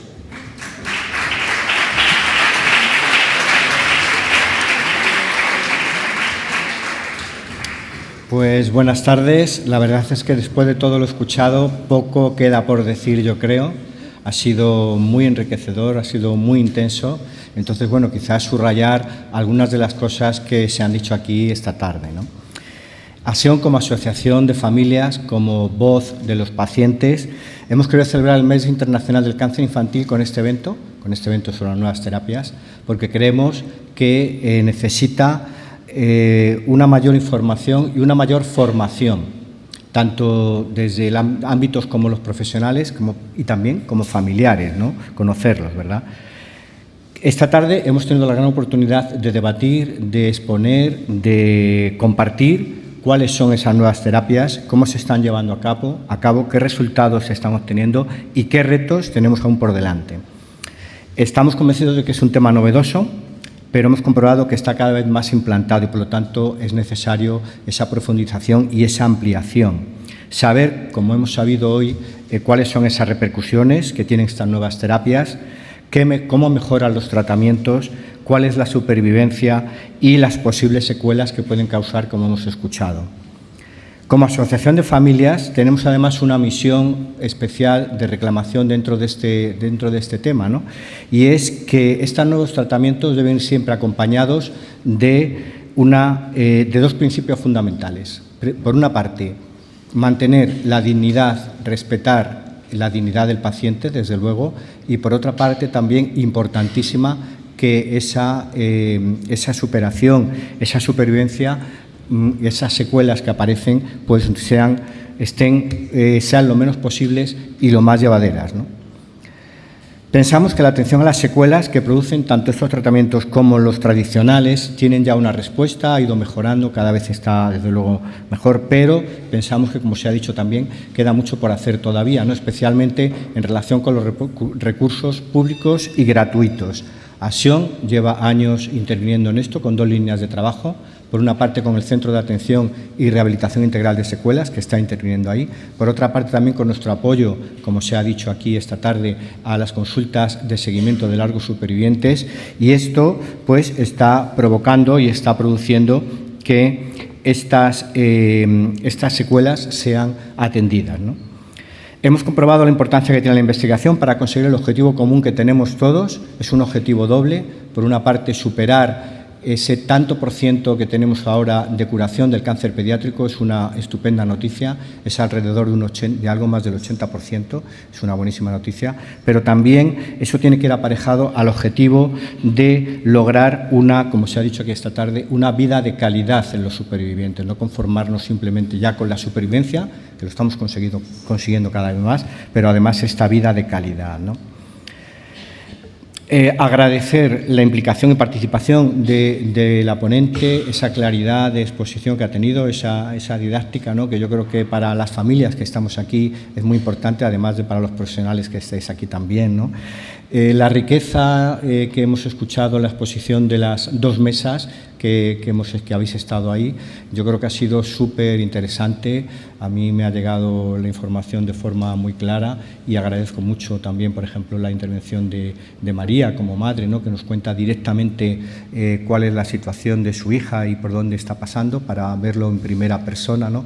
Y también de las profesionales, psicooncóloga y trabajadora social, que están día a día en esa actividad, en ese trabajo, ¿no?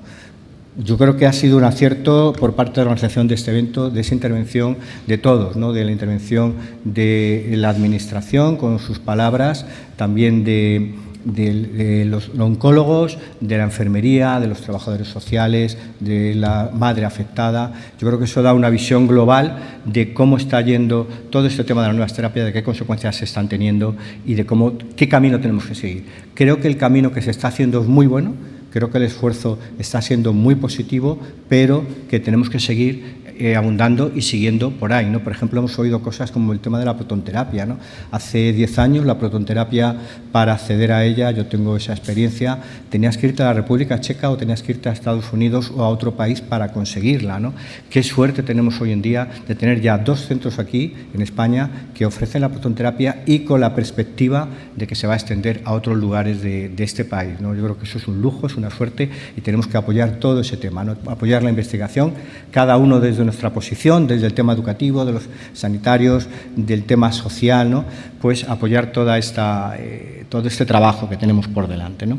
Por último, agradecer la intervención que tanto de la Administración, por parte de la Dirección General de Sanidad, de la Dirección General de Sanidad que ha estado con nosotros, Celia, también la Dirección General de Educación que nos ha acompañado, la Dirección General de la Consejería de Familia y Juventud y Ayudas Sociales. Yo creo que es importante que la Administración esté presente en eventos como este, que nos escuche, que escuche la voz de la familia, que escuche la voz de los profesionales también y que también esté junto a nosotros, sentirnos acompañados, creo que es importante. Nosotros apreciamos, nos gusta que se nos acompañe, que se nos escuche y que se nos apoye a partir de esta escucha y de este acompañamiento, ¿no? Así que nada más. Me ha parecido muy interesante eso de prescribir a la asociación de familias, ¿verdad? Yo creo que sí que eso está muy bien y porque además el oncólogo, el médico, es muy directo su intervención con la familia, ¿no? Y es el primero que va a ver la familia y se le informa de que hay una asociación, que hay varias, ¿no?, la que sea, ¿verdad?, que va a poder estar acompañado, que no va a poder estar tan solo, que va a poder preguntar dudas. Yo creo que eso es importantísimo en ese sentido, estas asociaciones que estamos trabajando aquí. Nada más, muchísimas gracias por haberos mantenido hasta aquí, ¿verdad?, de este largo, intenso evento que hemos realizado, interesante yo creo que también, y nada más, yo creo que es importante que todos pongamos nuestro granito de arena en esta tarea y ahora os invito a un vino español que os ofrecemos para poder comentar algo más, lo que se ha vivido aquí esta tarde y bueno, pues debatirlo. Así que nada más, muchas gracias a todos y que tengáis buena tarde. Gracias.